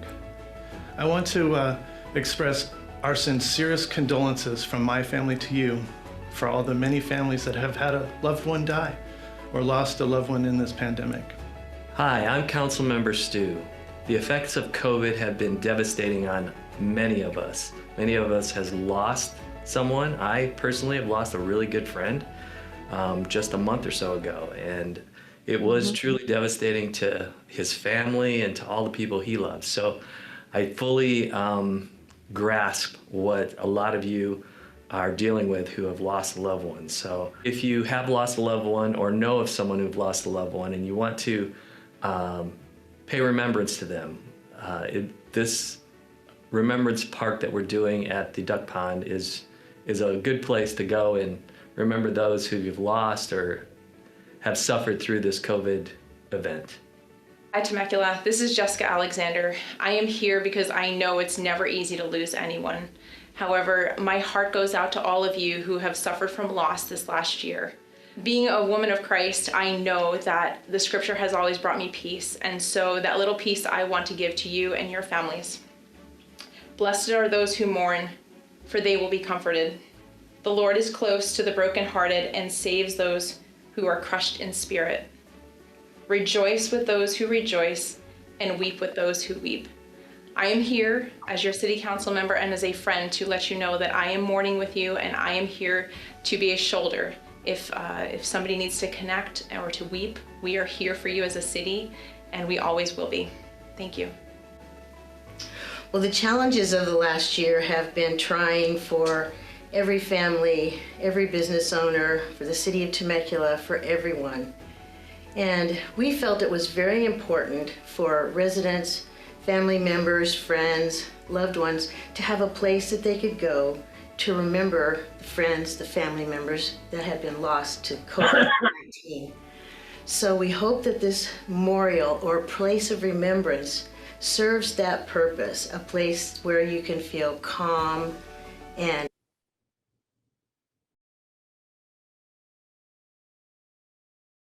quiet and reflect upon some of the happy times that you celebrated with your friends and loved ones.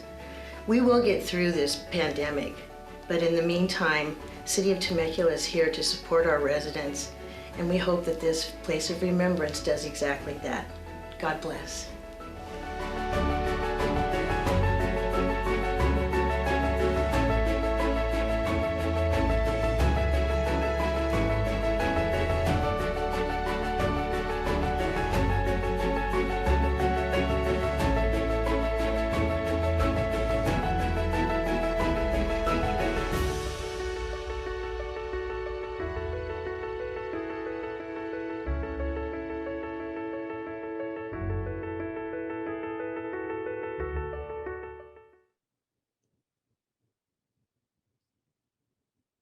And we will get through it together. So I'm going to recognize Jessica, who also has a video. think. Unmute. There you There go. we go. All right. Hi, Temecula. Well, first off, I just want to let you guys know that this came out a couple weeks ago, that I started working with the city staff, and we came up with this incredible, fun and free 21-day challenge. And so I am challenging everyone that is on this call, including Mayor Marianne Edwards. I'm in. And every other city council member on here for this 21-day challenge. Myself having 20 years experience in health and wellness, I know that getting our body moving, getting our mind moving forward is really important to getting us just in a good place. And so I am challenging each one of our residents and setting goals to encourage all residents, young and older, to be physically active and mentally engaged with daily activities within our city. So I suggest maybe you go to your neighbor, call them up and see who can win the challenge, because there's lots of prizes. But the video is going to explain everything. So challenge your neighbors, challenge your spouse. And here's a quick video about the challenge, and I'll be signing up tonight. See who wins.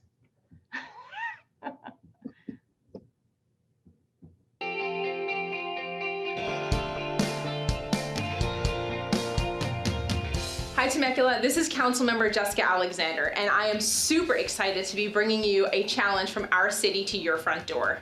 The challenge is going to be only 21 days. That's why we're calling it the 21-day challenge for a healthy body and mind, part of Temecula Cares. The challenge is only 3 weeks long, and it's going to be starting March 1st. So I really urge you to get out there and to sign up online over on our Temecula website. The challenge is here to encourage people of all ages and all abilities to get out and get physically and mentally active and really start getting excited about getting outside again. We're going to be having different activities ranging from exercise, park visits, crafts, virtual concerts. You can do it in your home or outside. That's the great thing is you get to decide. We like everybody to get involved. The program is opened up to families and individuals. Along the way, you even get to earn prizes. And the best part is there is no cost to this challenge at all. Register online, and I will be seeing you along with the rest, I'm hoping, the city council members and commissioners here in Temecula. I'm excited to be strengthening the heart of Temecula as we go forth through this journey. Thank you.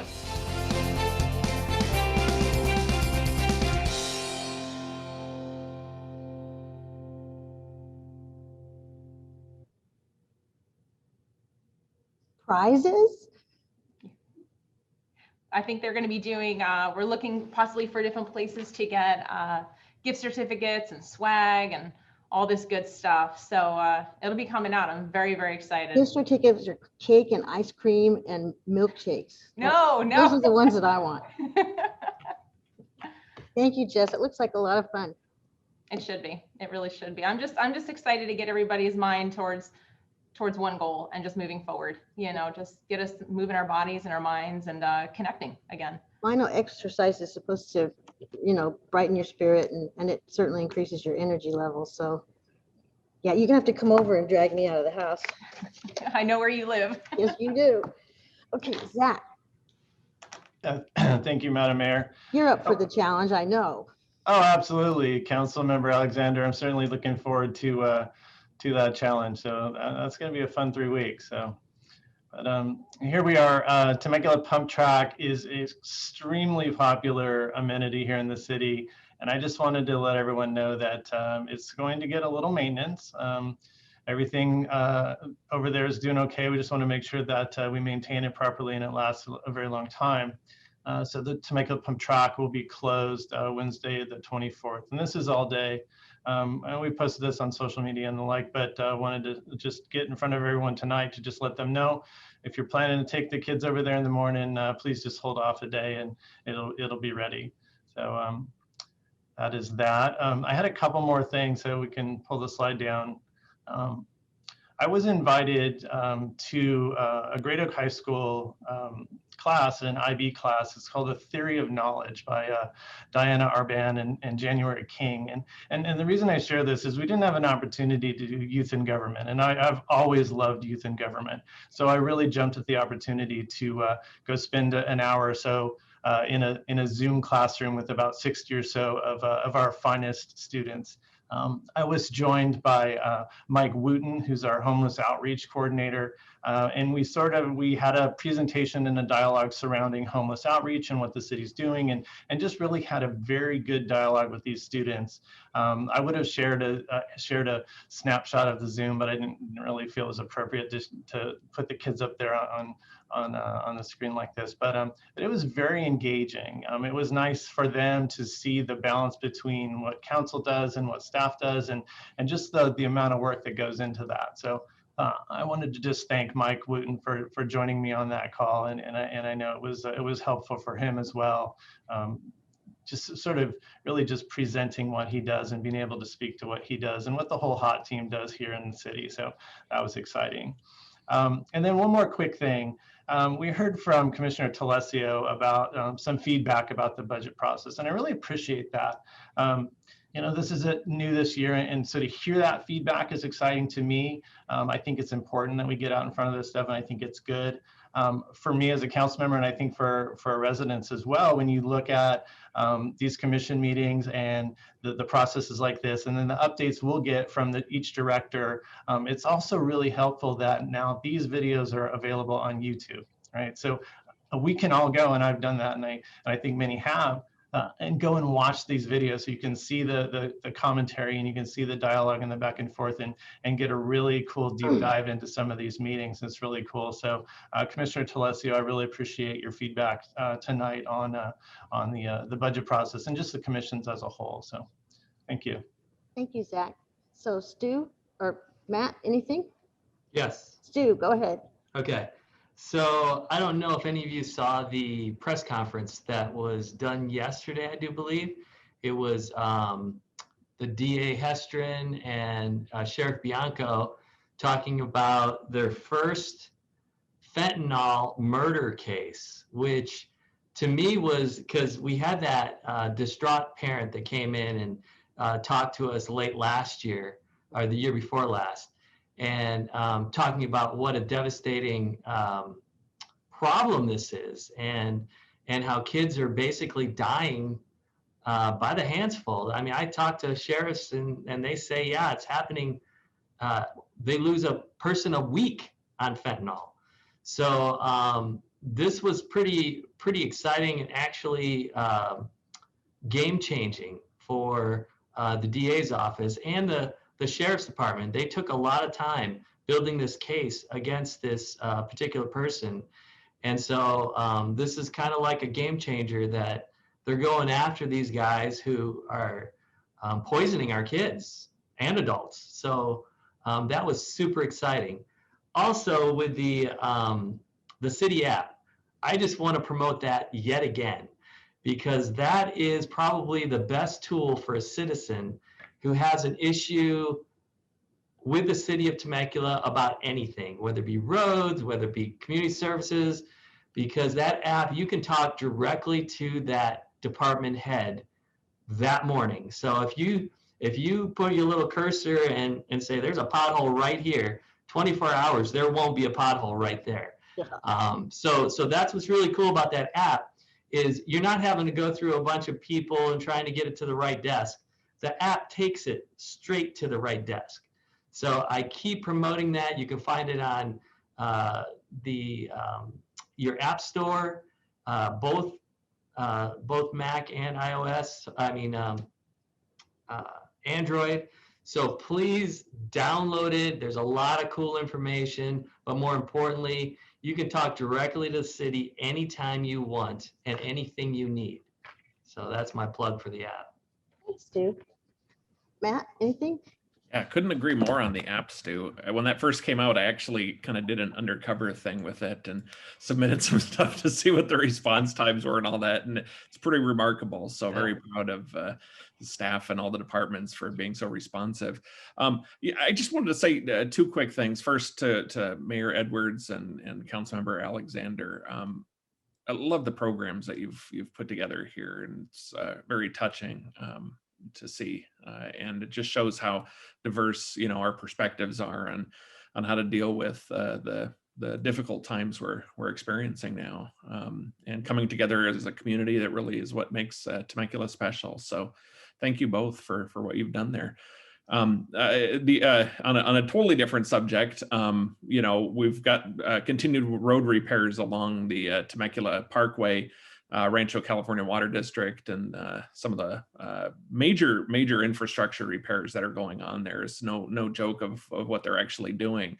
And just have to commend both them and city staff and Pat, your group, for being so responsive, keeping traffic moving as best it can. And it looks like, the first couple of days, where they're a little rough, but everybody adapted pretty quickly, and everybody figured out to avoid that area for a little while as well. Keep doing that as long as you can, and we'll get through it. But it's moving very efficiently, and very, very happy to see how quickly progress is being made, so they can repair some major infrastructure in our city. So thanks to Rancho Water for their help there, and thanks to Pat Thomas and his team, and law enforcement as well for traffic control. It's been a good process. Thank you. Oh, thank you, Matt. I like the really big signs that say a Rancho Water project. And yeah, they are doing a great job. Okay, so we're going to move on to the annual joint meeting, City Council and Old Town Local Review Board. So Ross or Luke, who wants to give us a little report? I will. Okay. Thank you again for allowing us to present our presentation to the council. And first of all, I would like to introduce the local review board members for 2021, myself being the chairman. Vice chairman is Michael Bays. Peg Moore, the matriarch of Temecula, is still on board with us. And the ever formidable Albert Blair. And one of our other newest members is Juan Del Val.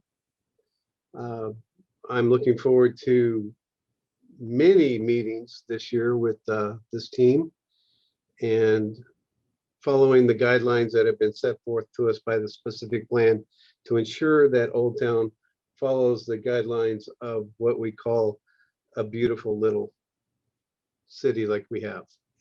So with that in mind, I will go on and talk about what we did for 2020. The Old Town Local Review Board is specifically responsible for serving as a variety of advisory support for all departments within the city, mattering pertaining to historic significance and related architectural themes of Old Town. Review projects of consistency with the Old Town specific plan. It's late at night and the S's get tongue-tied. Also charged with encouraging public understanding and appreciation of the unique architectural, environmental, cultural heritage of the district, as well as increasing the understanding of the long-term plan and completely built out district, including styles of architecture. Coming from the Northwest, architecture is very important, and what's what I love about the Southern California architecture, the Spanish and the mission style. Also being from San Antonio with the mission styles. During the 2020 board review and recommended approval was the amendment to the specific plan to allow for 4-story hotels in the downtown core district, and added language to the specific plan to clarify the intent use of minor exceptions for building heights. Next slide, please. The sign program amended for the Rancon Plaza sign program to establish new signage standards, including a signed wall, blade signs for the Be Good restaurant. I also heard something today that they have an experience room inside there that you eat in the dark, and it's kind of unique, and that's looking forward to trying that sometime. Next. The review of the by the board and completed in 2020 was a small barn restaurant. I have yet to eat there, but I love the atmosphere and I love the architectural compliances that they did for that corner space. It looks amazing on that corner. Next, please. The review by the board and completed in 2020, Chaparral South, the expansion of that building to include the Italian restaurant, which I enjoy the cappuccino in the morning. And due to the diet exercise of the commissioners, or the, excuse me, the council members talking about losing weight, I've decided to stay away from pastries for quite a while. Moving on. Other activities in 2020 were the boardwalk replacements with stamped concrete, a much overdue improvement to our city sidewalks. I've heard a number of times of women hurting themselves, tripping, catching their heels in the boardwalks and spraining an ankle. And it's one less mitigation thing that the city has to worry about. I applaud the city for moving forward and doing all of these stamped concretes. It's actually very beautiful for the city. Next, please. Stop signs and crosswalks at 2nd, 4th, and 5th Street. That has been a phenomenal impact as far as reducing the speed on Front Street. I notice it particularly in the afternoons when I leave 2nd Street from 2nd and Mercedes, heading down to Front Street and trying to turn left on Front Street. It was a bloody nightmare, but now it's been quite helpful having a 4-way stop sign there. And it actually slows people down and actually looks at the activities, which is phenomenal. Next, please. Temporary asphalt sidewalks, 3rd, 4th, and 5th Streets. Another helpful, very helpful, looking towards the pedestrian safety by including these new temporary sidewalks, which we hope in the future will become permanent sidewalks with the raised curb and gutter and concrete sidewalks. These barriers, as you see in the picture, also provide a lot of, shall we say, stability to the people and not worried about somebody hitting them with their car being parked right beside them. It provides that extra margin of safety, which is an awesome thing for the council to think of. Thank you very much for your insight. Next, please. Last year, the Public Works Department provided the board with an update on the Marietta Creek Trail, which is scheduled to open this year. No date has been given to us, but we're hoping that it should be open by summer, I would hope, correct? Next, please. It's a lovely trail, by the way. The one thing I was really pleased with was the new park equipment at the Sam Hicks Memorial Park. I have 2 grandchildren, twins, and we live a mile away, and I'm looking forward to bringing them over here to play in this city park and be worn out by the time they're finished playing. Next. And this is another one of my pet peeves that I just absolutely couldn't wait to see happen and finally did. And I am so happy for this. It has now brought an element to Old Town that reminisces of days of old. Not only just having the streetlights that we have as far as an architectural feature, but the string lights that actually illuminate the sidewalks and gives that sense of wanting to be there, welcoming you to be on the street and enjoying the city walk. Has just been, I can't really say enough about. When I first saw that going up, I was just amazed and quite pleased. And as there's a couple other, the city manager and the assistant city manager, we talked about this last night, and it's going to be a welcoming site for the city for many years to come. Next, please. The temporary expansion dining and retail program, known as TED, has been popular in Old Town and has allowed many businesses to continue to operate during the COVID restrictions. The application of it is very helpful. A lot of the people that I meet, I'm also on the Old Town Merchants Association, and we frequently go out and talk to the retail merchants, and they really like the idea of this. However, there is a bit of a problem when I've heard that when they walk through the area, they feel kind of uncomfortable because if they walk through it without a mask on, they feel like they're getting looked at. And yet, so some people even try to avoid walking through the dining area, and then they end up walking in the street. So it's patience and learning, in my opinion. So other than that, the unique styles are pretty nice. I'd like to have my board members, if they would like to comment, now would be a time for them to give a comment. Oh, and one more thing. I would like to thank the council for the wonderful gift that I received over the holidays, the diary and the writing pad. That was greatly appreciated. It's up for trade. If anybody wants to trade a varsity jacket, I'll be glad to trade it for a varsity jacket. I don't know, Ross. I don't know. I know it's pretty special, so I'm thinking, okay, a varsity jacket and a watch. And a watch too. Juan, do you have any comments you'd like to present? Juan? Let's see. Where is my other gentleman at? Oh, Michael Bays? No, I think you covered it really well, Ross. I mean, we've had we've only met a couple of times this year, but we've had some really good discussions, and Ross has really been helping myself and Juan, who are new board members this time around, to acclimatize and jump right in quickly. And it's been a really great experience.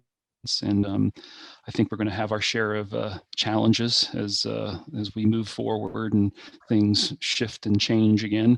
But I think we've got a good team in place, and we've definitely got a good council in place that's ready to make the right decisions and move the town further. Yes, and to recap, our purpose and responsibility is that as the Old Town Look Review Board, a specific responsibility is serving the advisory resource to all departments within the city pertaining to matters of historical significance related to architectural themes of Old Town. Review projects for consistency with the Old Town specific plan. Also charged with encouraging public understanding and appreciation for the unique architecture and the environmental culture heritage. As we can all see and attest, that all of the presentations that have been given to the Old Town specific plan really have taken that to heart and have allowed us to give corrective criticism where corrective criticism is due.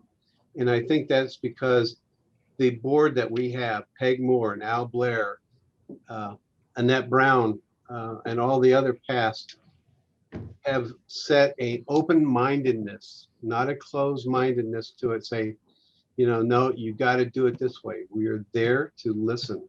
And that's what I think the whole thing about Temecula cares. We are here to listen. We're not here to dictate, and we're here to share our experiences and our experiences with these people. And with that in mind, I firmly believe that this year's logo, Temecula Cares, is going to go a lot further than all the other ones in the past. So that has been also a very profound logo for this year, due to all the pandemics and everything else as well. So that's it for my presentation. Thank you very much. Well, thank you, Ross. We appreciate everything that Old Town Look Review Board does. I remember when we moved here in 1988, you could roll a bowling ball down the middle of the street from one end of Old Town to the other and hit nothing. Literally nothing on a Saturday afternoon. Not a car, not a person, nothing.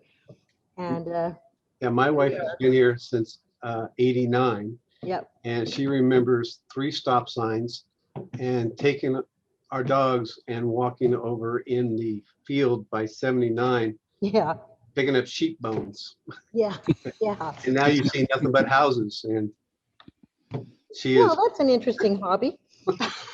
well, the dogs were kind of one with sheep bones. So Yeah. All right, thank you again very much. I appreciate your time and for the council, and I Thank you, Ross. Mayor, may I have a word before we move on? Sure, you may, Zach. Thank you very much. Chair Jackson, I just want to say thank you for your voice and your leadership and the balance of the board as well. I certainly appreciate that. I couldn't help but notice, and I feel like I need to say this, everything you showed us, we did during a global pandemic. Yes. I mean, it's quite astounding, right? When you think about it, and we hear some public comments asking for us to, reopen City Hall, and it's like, we did all this with like a pandemic and City Hall closed. It's just quite amazing. And I was going through that and just sort of, it just caught me. And I was like, wow, when you really go back and look at everything we've done, it's pretty phenomenal. So thanks for your voice. Thanks for your leadership. I certainly appreciate that. Well, thank you very much, and I appreciate those compliments. The one thing I do miss is our monthly meetings. Yeah. I hate it when I get a notice saying canceled, because I want to be there. I want to keep moving forward. And I just feel like this year, 2021, we will continue to move forward. We will. It's going to be a good year. We will not surrender to anything. Right. Keep carrying. We'll get through it together. Yes, ma'am. Thank you. All right. So we're going to move on to consent calendar. All matters listed under consent. We don't have comments because we included all of these already, right? So do I need to read the disclaimer? For a good measure, Madam Mayor, go ahead. Okay. All matters listed under consent calendar are considered to be routine and all will be enacted by one roll call vote. There will be no discussion of these items unless members of the City Council request specific items be removed from the consent calendar for separate action.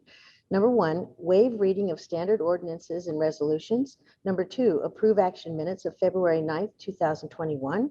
Number 3, approve listed demands.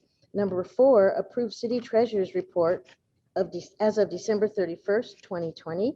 Number 5, receive and file Police Services Joint Powers Authority feasibility assessment prepared by Citygate Associates at the request of Public Safety Ad Hoc Subcommittee, Mayor Edwards and Mayor Pro Tem Matt Ron. And is there any action we want to take? And if not, then I'll take a motion in a second. I'll move consent. Okay, I have a motion and a second. And could we have the roll call, please? Yes. Councilmember Alexander? Aye. Mayor Edwards? Aye. Councilmember Matt Ron? Aye. Councilmember Stewart? Aye. Councilmember Schwenk? Aye. Thank you. So I'm going to recess the City Council meeting to the scheduled meetings of Temecula Community Services District, the Successor Agency to the Temecula Redevelopment Agency, the Temecula Housing Authority, and or the Temecula Public Financing Authority. So Zach, it's all yours. Thank you very much, Madam Mayor. I will now call tonight's Temecula Community Services District meeting to order. Madam City Clerk, since we remain in this virtual setting, would you please call the roll? Yes. Director Alexander? Aye. Director Edwards? Here. Director Ron? I'm here. President Schwenk? I'm here. And Director Stewart? Still here. Thank you very much. Do we have any public comments this evening? We do not, President Schwenk. Okay, thank you. I'll go ahead and dispense with the reading of those rules, and we will move on to our consent calendar. We have one item tonight. All matters listed under the consent calendar are considered to be routine and will be enacted by one roll call vote. There will be no discussion of these items unless members of the Temecula Community Services District request specific items to be removed from the consent calendar for separate action. Item number 6 is approve action minutes of February 9th, 2021. Move approval. Second. All right, we have a motion and a second. Would you please take the roll call vote? Yes. Director Alexander? Aye. Director Edwards? Aye. Director Ron? Aye. Director Stewart? Yep. President Schwenk? Yes. Thank you very much. That item passes 5-0. We will be moving on to our director's report this evening. Director Hawkins, do you have anything for us tonight? No, nothing tonight, Mr. President, but just a quick thank you and the council directors for your ongoing support. Really appreciate it. Thank you, sir. General manager's report, anything tonight, sir? Nothing further, Mr. President. Thank you. Okay. Thank you. Any board of directors, anything this evening? Okay. We're going to go ahead and adjourn this meeting to our next regularly scheduled meeting, Tuesday, March 9th. We are adjourned. Thank you. And now I'm going to call to order the successor agency to the Temecula Redevelopment Agency. Could we have the roll call, please? Yes, Director Alexander? Aye. Chair Edwards? Here. Director Ron? Here. Director Schwank? I'm here. Director Stewart? Yep. Do we have any public comments? We do not have any SARTA public comments. All right. So just for good measure, do you want me to read the disclaimer anyway? For the consent calendar, yes, please. All right. Total of 30 minutes is provided for members of the Oh, public. I'm sorry, for the consent calendar, for all matters listed under consent? Oh, yeah. Okay, right. All matters listed under consent calendar are considered to be routine and all will be enacted by one roll call vote. There will be no discussion of these items unless members of the successor agency to the redevelopment agency request specific items be removed from the consent calendar for separate action.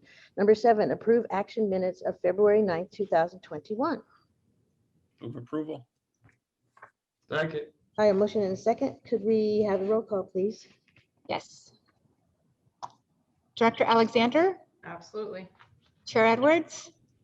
Aye. Director Ron? Aye. Director Stewart?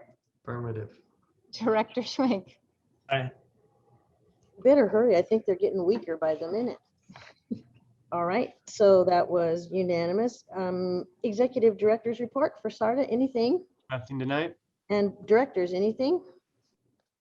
No. All right, then I'm going to adjourn the SARTA meeting and move back to the joint meeting of the Temecula Public Financing Authority and the City Council. So we'll call that meeting to order. And could we have the roll call, please? I believe that they were all here, but go ahead. Yes, because of the virtual meeting requirements, we are obligated to verbally call the roll. Director Alexander? I'm still here. Chair Edwards? I am here too. Director Ron? Yes, ma'am. Director Schwank? I'm here. And Director Stewart? Yep. Okay. So do we have any public comments? We do not have any TPFA City Council joint meeting public comments. All right, so then we can move on to the TPFA, which I love to call the TPFA, and City Council business. And let's go item number 8. Approve and adopt resolution of intention to form CFD 2001, authorize the levy of special taxes, incur bonded indebtedness, and approve related documents and agreements. And Mr. Assistant City Manager Greg Butler. Thank you, Madam Mayor. Let me share my screen with you. Make sure you can all see this.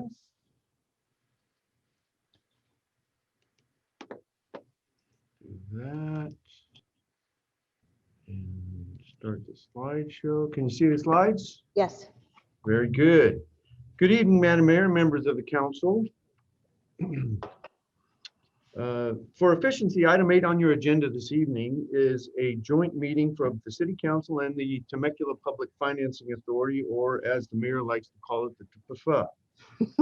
The TPFA is being requested tonight to initiate the formation process of a CFD. And the City Council is requested to approve a Joint Community Facilities Agreement, or JCFA as they're commonly referred to, as the TPFA may be the financing arm of this transaction. It is the city that will own and operate the facilities paid for by the CFD, and the city that will provide the municipal services that to be paid by CFD special taxes. I'll provide a little bit more detail on the next few slides. A little bit about the Heirloom Farms development. The project was approved by the Planning Commission earlier this year. This is roughly a 28-acre site outlined in red, shown before you there. And it's at the southwest corner of Date Street, which was, if you follow the cursor, this street here, and Inez, which runs roughly north-south. Outlined in red is the Heirloom Farms development. This development that you see in the aerial right here, that is the Mercedes-Benz dealer, to get you oriented. Obviously, this is a little bit dated aerial. This lot right here is now Audi of Temecula Valley. And just to confirm that the CFD boundary only encompasses this development's property, so only the area outlined in red. Heirloom Farms is a 321 unit single family residential development. It has 111 detached homes, 150 townhomes that are 3-story 6-plex buildings, and 60 townhomes that are 2-story 4-plex buildings. It's also got a private recreation center, dog run, recreation areas, and public garden, butterfly garden, picnic areas, and barbecue areas. A little bit of background on CFDs, community facilities districts. They're a common funding mechanism used to finance public infrastructure and services. Most people are familiar with the term mellow roofs fees. That's what a CFD is doing, is implementing a special tax on the homes inside the district. A CFD is a land secured financing where special taxes are levied on the real property within the CFD. Those taxes are used to pay debt service on bonds, typically tax exempt, that fund public infrastructure, for example, roads, parks, etc. In many instances, a separate special tax, and that will be the case here, is levied to cover the cost of added municipal services that are needed to service the development. It's important to note that the special taxes are not a city-imposed tax. The landowners within the CFD vote to self-impose the special taxes.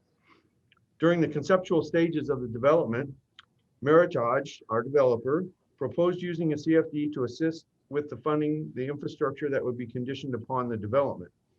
The then in place Winchester Hills ad hoc subcommittee of council members Ron and Nagar were supportive of the development and the use of the CFD.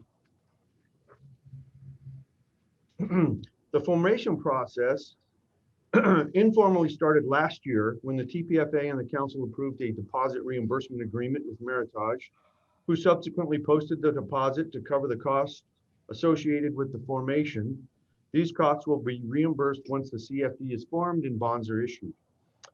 The city entered in agreements with our financing team, whose names are noted here. As with everything else, the development experienced minor delays due to the onset of the pandemic. Once things stabilized, the development process resumed.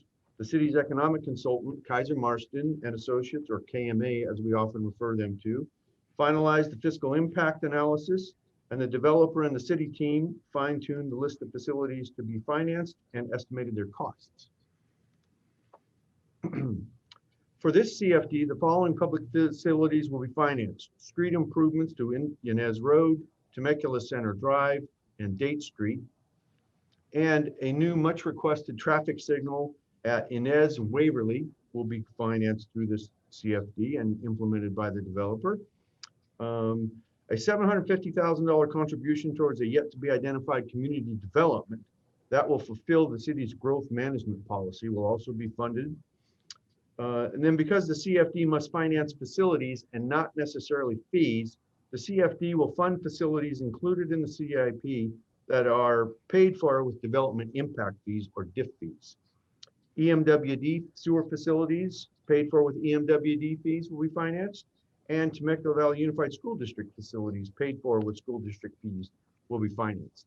And as I noted earlier, municipal services such as public safety, police, fire, any maintenance brought on and specific to this development added and not included previously will be funded through a separate special tax.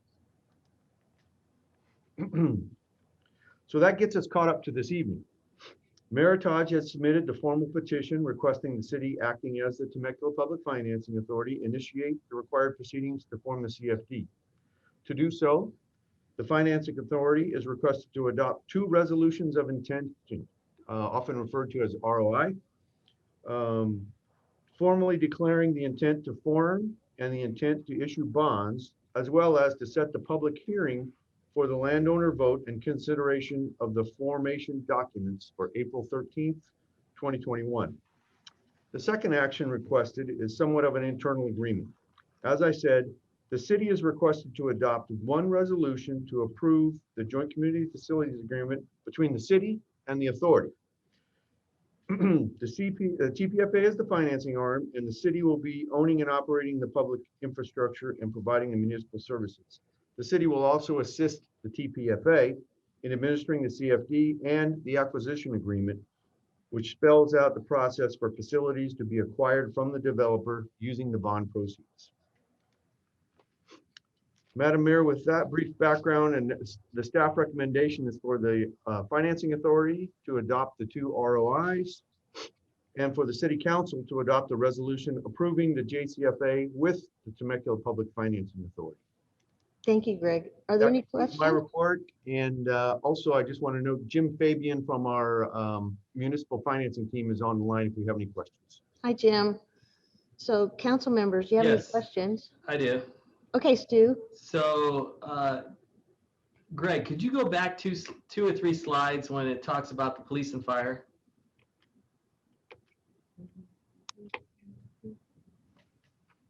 Okay, so basically through this CFD, the city's going to be reimbursed for the impacts to police and fire and road maintenance for this particular project. Is that correct?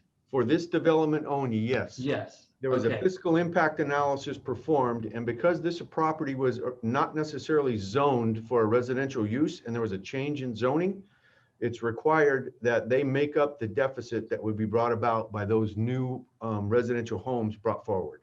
And Now, did we add in any escalators for inflation and stuff like that? yes, indeed, sir, the RMA, or the rate and method of apportionment, does include escalation going forward in perpetuity to account for the increase in those costs. Okay, perfect. Anyone else? So Greg, let's clarify one more time. These fees are to offset the cost to have police and fire protection for these new homes, because we don't want Temecula residents to have to pay for protection for these homes for new people that are moving to town, right? That's correct. And That's these taxes or fees are not anything that's imposed upon this development by the city. The developer has requested that we allow him to do this, and we'll do that by helping him administer the bonds and do all that. So this is coming from the developer, and people will know about all of this when they purchase their homes. So this isn't something that's a surprise. They will purchase the homes knowing that those fees and taxes are already in place to pay for the benefits that they will have living in this development. Yes, ma'am, that's correct. As the property owner, they have the right to request this, and that's what they've done through the petition. And part of the process in developing what we call the RMA, or the rate and method of apportionment, we worked with the developer to make sure that the special taxes were presented in a manner that it's a complicated scenario, but we made it as easy as possible for them to disclose. And then in addition to that, they still pay development impact fees. They pay the TUMP fee, which is put on account at the county. If you recall, this particular property is exempt from TUMP fees. Oh, that's right, because of the timing. That's right. Yes. So So, just okay. this undeveloped region is the last bastion of TUMP exempt property that the city has available. Okay, and then school district gets its fees and water districts and all of that. So Temecula residents do not have to pay for new people moving to town. That is correct. And one of the advantages of leveraging this type of financing is you will be able to put those fees in place all at one time. Once the bonds are issued, the entire fee package will be delivered to the school district, will be delivered to the city, and will be delivered to EMWD.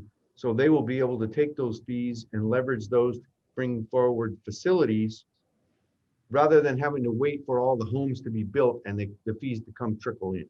Well, and that's one thing the city requires. We require everything to be in place before the homes are built there, so that they don't generate impacts to traffic, local traffic, because all of their roads will be in already. All the traffic signals will be in and everything else. That's correct. And one of the key conditions of approval for this particular project is the traffic signal at Waverly and Inez needs to be in place before the issuance of the first building permit. Oh, that's excellent. Excellent. So traffic signal will be up before the first building permit is issued.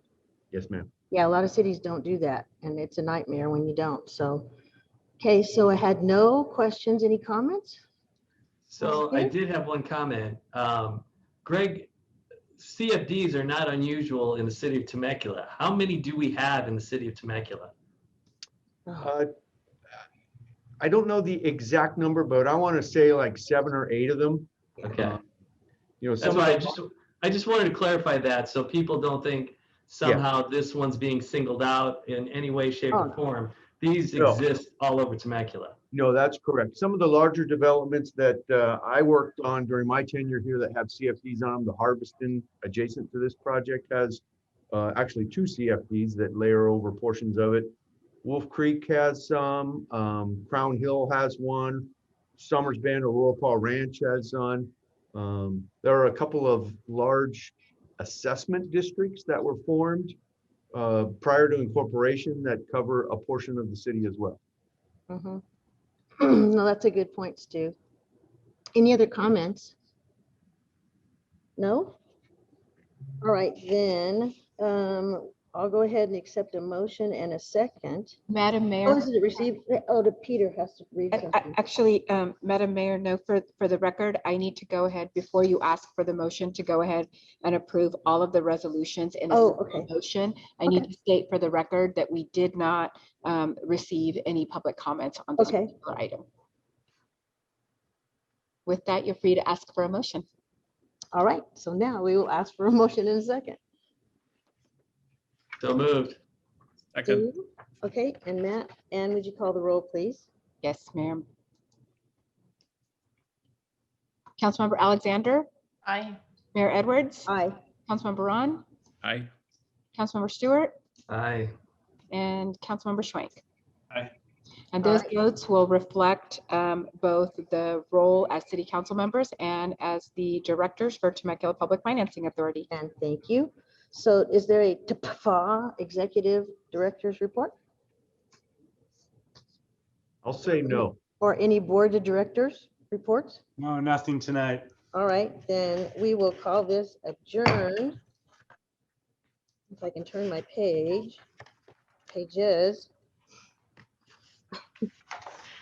Matt, have you been gluing the papers together again? Okay, so now we're moving on to the joint meeting of the City Council and the Temecula Community Services District. So we'll go ahead and we have to go through the consent calendar. All matters listed under consent calendar are considered to be routine and all will be enacted by one roll call vote.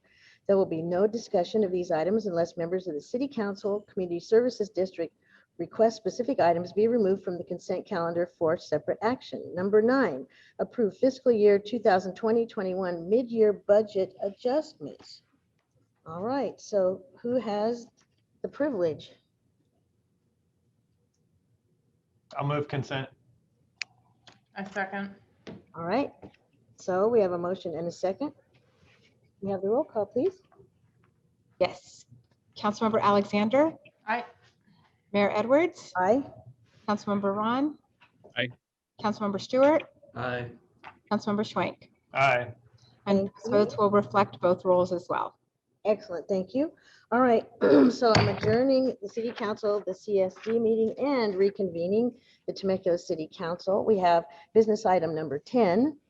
Discuss and provide direction regarding an alternate facility to serve as the base of operations for the sheriff's deputies assigned to Temecula, a Temecula police station within the city limits at the request of council member Stewart. All right, so Stu, are Yes. you going to give the report? I am. All righty. Okay, so as many of you know, I have been very vocal about wanting to bring our police officers inside our city limits. And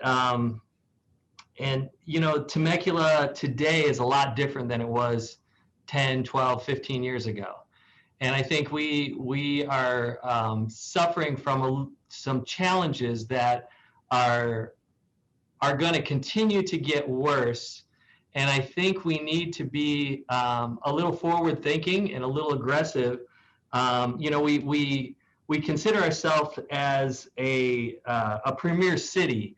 And for a city like our size and not have a public safety facility, it doesn't make a lot of sense to me. I mean, and I'm not advocating that we're going to form our own PD, but I think without a facility like a police station within our city limits, we literally handcuff future city councils. And anybody who's been in city government or any government longer than 10 minutes, you realize projects like this don't happen in 1 year, 2 years. You're looking 5, 10 years out.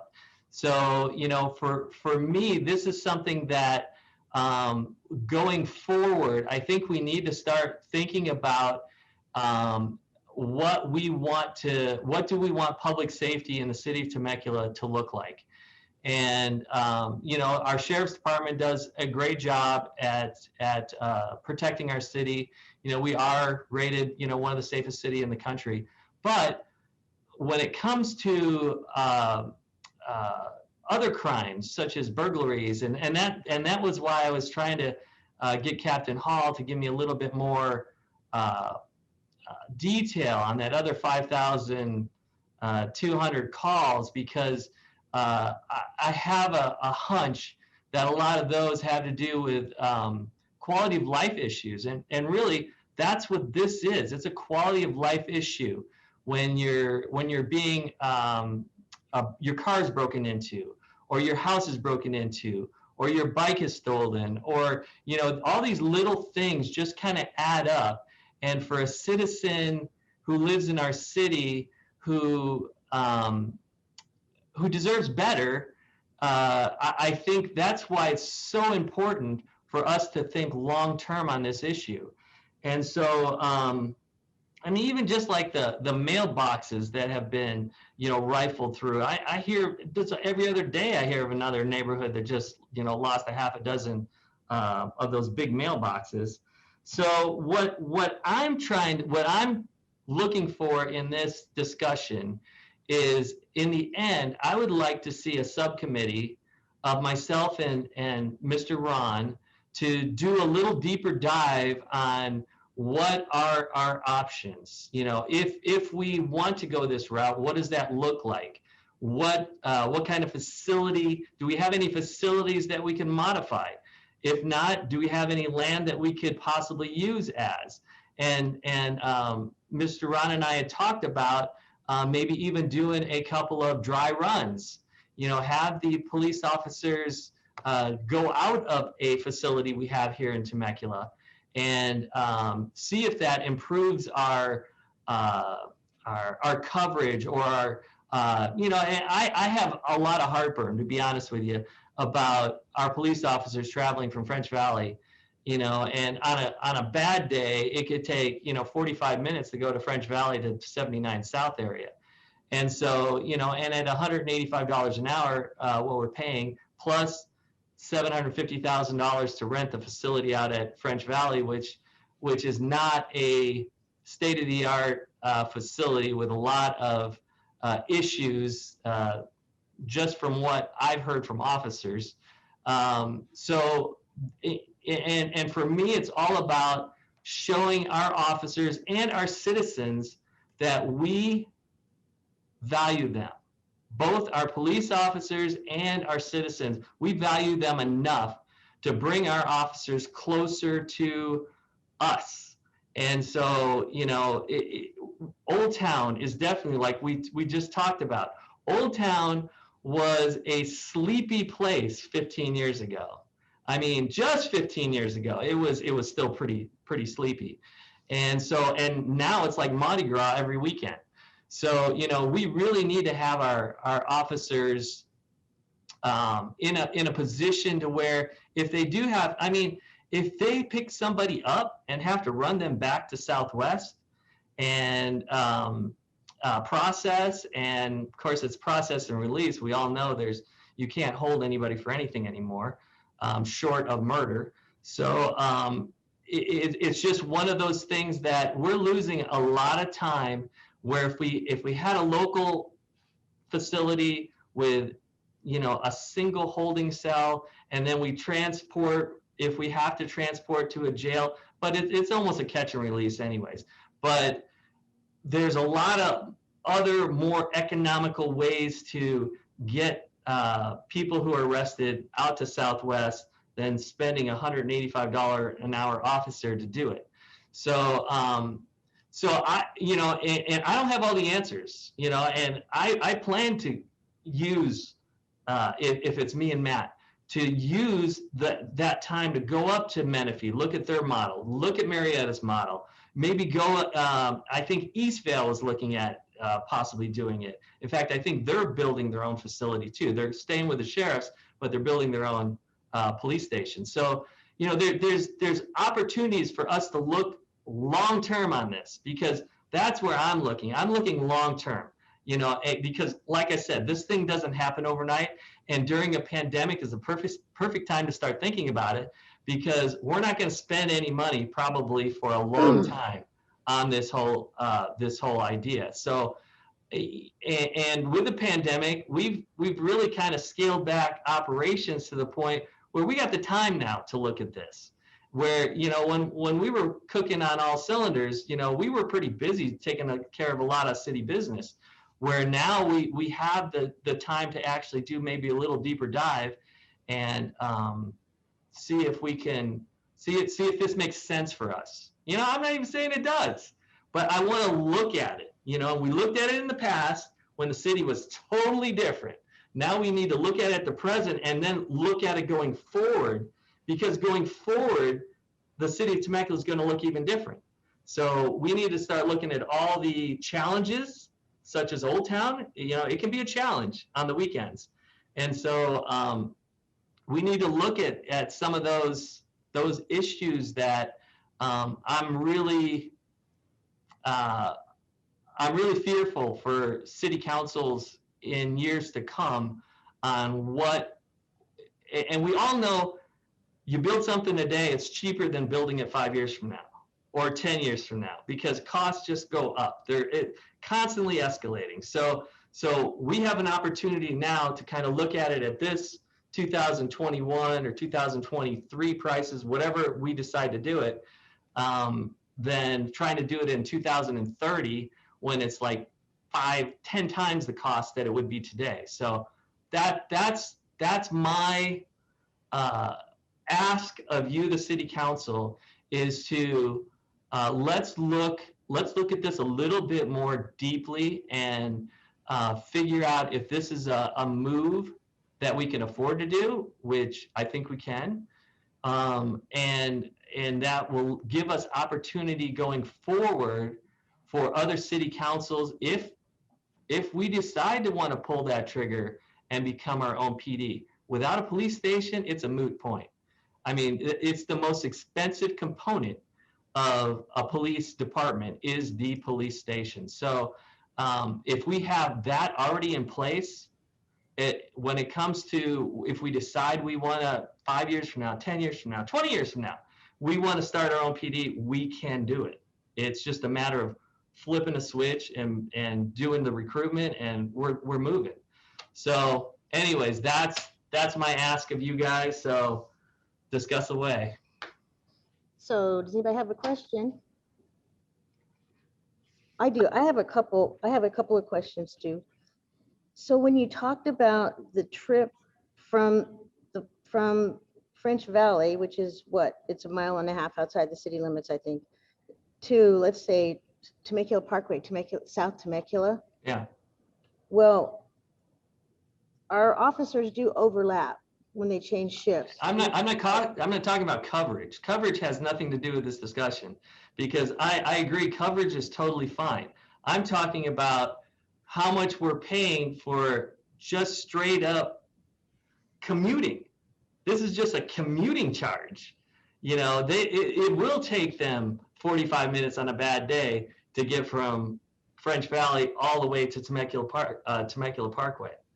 And so it has nothing to do with as far as I'm concerned. And it's all about visibility too.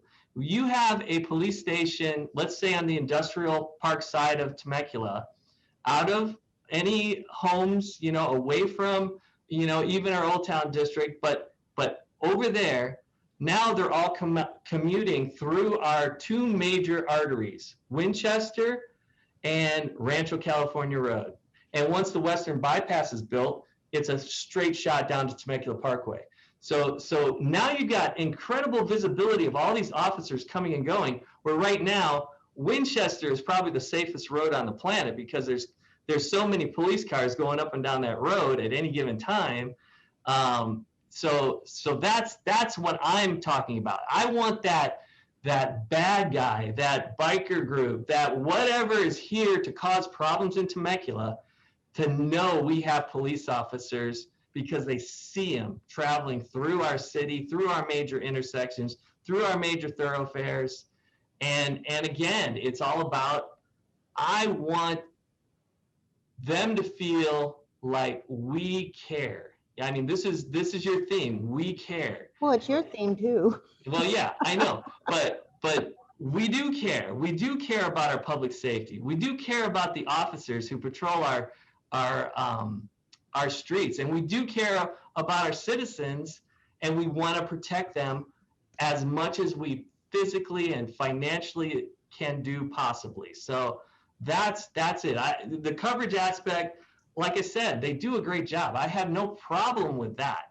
I'm not talking about that, but I need that, in my opinion, that visibility of police officers and coming and going, and it's like a beehive. You know, the minute you see a beehive, you head the opposite direction. I know, because there's so much activity. It's not a beehive because they leave the station and they stay in their zones all day long. Right. They don't go back until the day is over because they have everything in their cars that they need, you know, computer and printers and, you know, access to all the databases and everything. So there's not a lot of coming and going. It's when they leave to go to their zone in the morning and they work within their zone all day. So there's no. Do you know how many? Do you know how many times they transport somebody to the Southwest Station? Well, and we'd be doing that anyway, wouldn't we? Not necessarily. No, if we had a holding cell in our facility, then you get a much cheaper officer that can do that transport back and forth. I think the community officers do that. Yeah. You know what?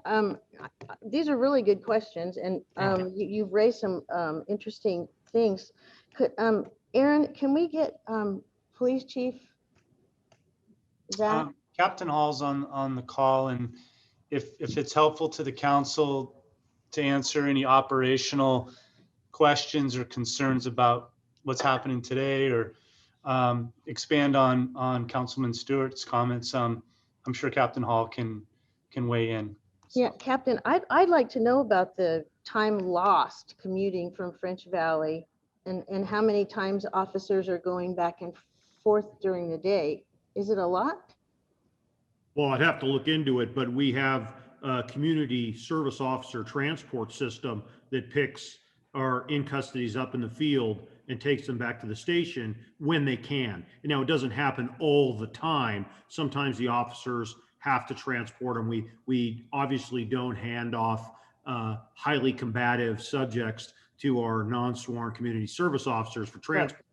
Right. And then sometimes the officer or deputy needs to escort the person to booking, which is connected to the Southwest Sheriff Station.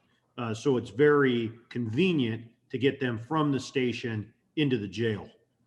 Oh, okay, so it's a matter of having them at the station for booking. So if we had a station in town, would they still have to go to French Valley for booking and be placed in a jail cell?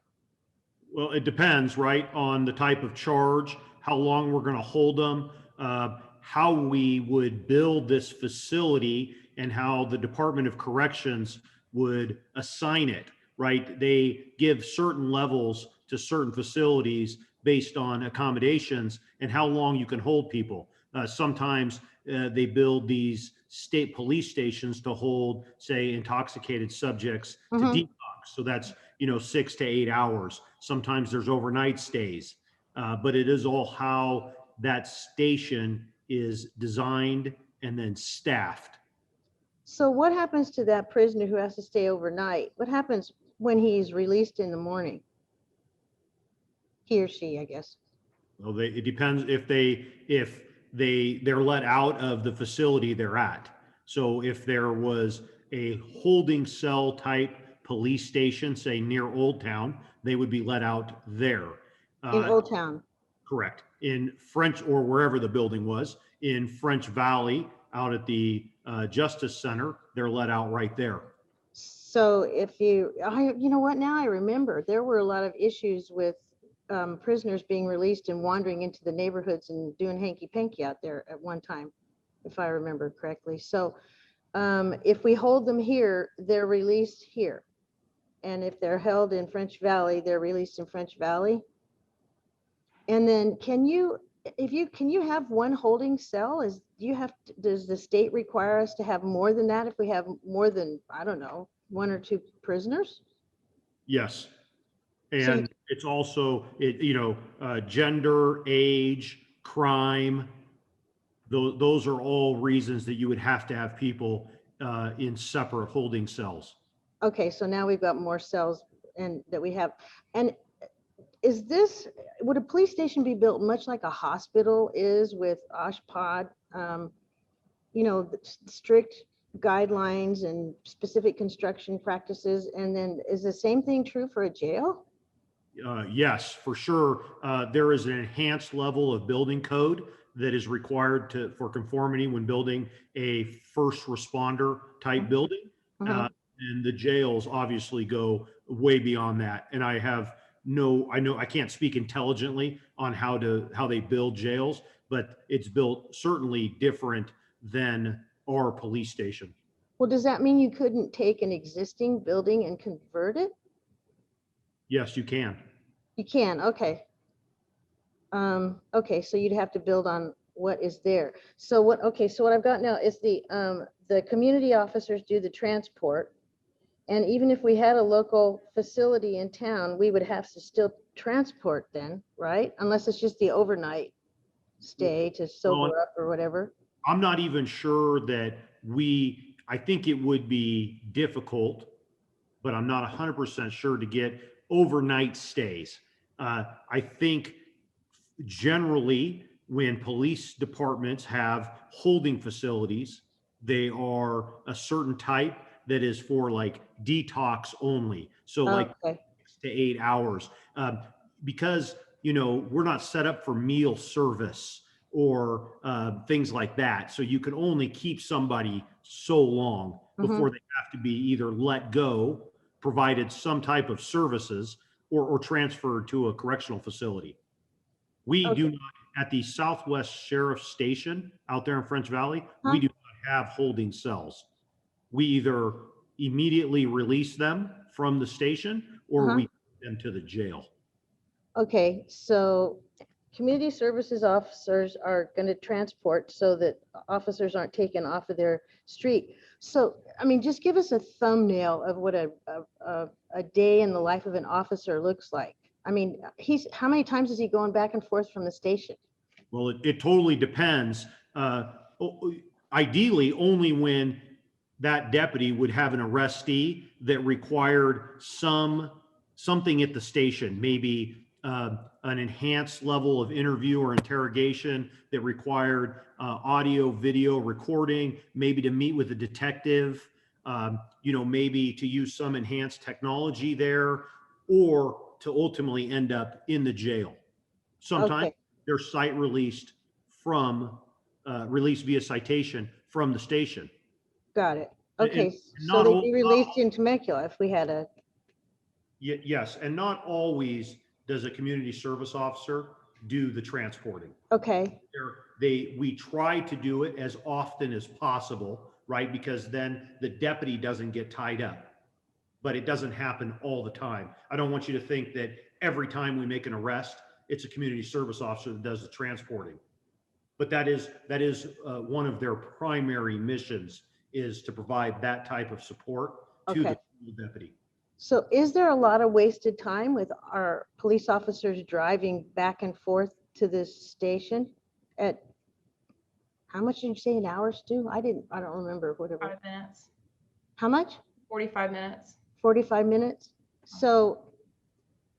Well, there certainly is drive time, right? Yeah. And there's drive time in everything we do. We try to send deputies into the field to a certain zone, a beat, like you said, and that's where they spend their day. That way, dispatch knows where they are, where the calls for service are, and ideally, they're the closest to respond to critical incidents that occur within that beat assignment. So they're near they're already on zone and near the crime. It's not that they're waiting at the police station for something to happen and then the phone rings and then they leave and run to the crime. No, that's correct. In the idea of like a fire station, right, where they're doing business at the station until they call and then they go, is completely different from the deployment model of the sheriff's department. We give, and there was a comment made about, the station not being up to date or containing the most current technology. Well, their station, their office is their vehicle, right? That's where the majority of their equipment is. We say, it's the rolling office. We give you a corner office. It has windows, you take it out and you do your job there. We really do discourage them from coming to the station. There's a drive by the city to have deputies hanging out at these wonderful kind of substations they built. And we encourage that to a degree because them being static somewhere doesn't really do anything for us, right? If they don't have a call for service to go to, we would like them searching out criminals, driving around through their beat, checking on businesses, things like that. We like them to stay mobile. It's very nice for them to have a substation, to use the restroom, print something out, something like that. But when you think of technology and computer devices, all of that stuff exists within their vehicles. And we expect that black and white painted, high visibility vehicle to be out mobile in our residential communities or our business communities and not sitting somewhere waiting to be dispatched to a call. So if they're in their zones, they're visible all day long within their zones, right? So people are seeing them driving around. That's certainly the goal, yes. Okay. And then I know that they interact with residents all the time, not, in a positive way. Stop and talk to them or visit or whatever. And they get to know everybody that's in their zone, right, including the businesses. And they also become familiar with the types of traffic that are in their zone. And if something's out of place, they might even realize or recognize that, right? We would certainly hope so. We try to keep them in the same locations as often as possible, so they do build up that pride of ownership and local knowledge. Okay, and I have a question for you, Aaron. And I read this also I think one of the public comments had a reference to this. We pay $750,000 a year to use the station? No, we don't. We actually pay, it's part of our contracted, it's built into our contracted rate, but our facility fee annually for that facility that you're referencing is probably closer to about $370,000 a year. So about half of what the public comment speaker referenced. And if we had a police station in town, I mean, we'd still have maintenance and, I don't know, cleaning and whatever. There's going to be some cost associated with maintenance. Certainly not $350,000, but maybe it would be, I don't know. Or, for the utilities and all that. I guess it depends on how it's built and the level of security that we have there and how many prisoners we're going to keep there. Yeah, every public facility, we have whether it's a library, a museum, we have responsibilities to maintain those. Okay, so I'm glad because I wasn't aware of $750,000 in expense. So I'm comfortable now with, knowing that the community service officers can help transport back and forth. And we'd have to be taking prisoners from any facility that we had in town anyway. They'd have to go to the jail to be processed. So we'd be making that trip. And they leave the station and they stay in their zones all day. So they're visible within their zones. That is a long drive too. So, okay, so I guess we would have to measure. So I'm taking, Stu wants them to be, visible to give that sense of security. And I guess we'd have to measure how valuable is that when we would get a cost to construct a station in accordance with state codes for police stations, I guess. And that's what I'm asking. I'm not asking for us to make a determination tonight if we're going to do a police station or not.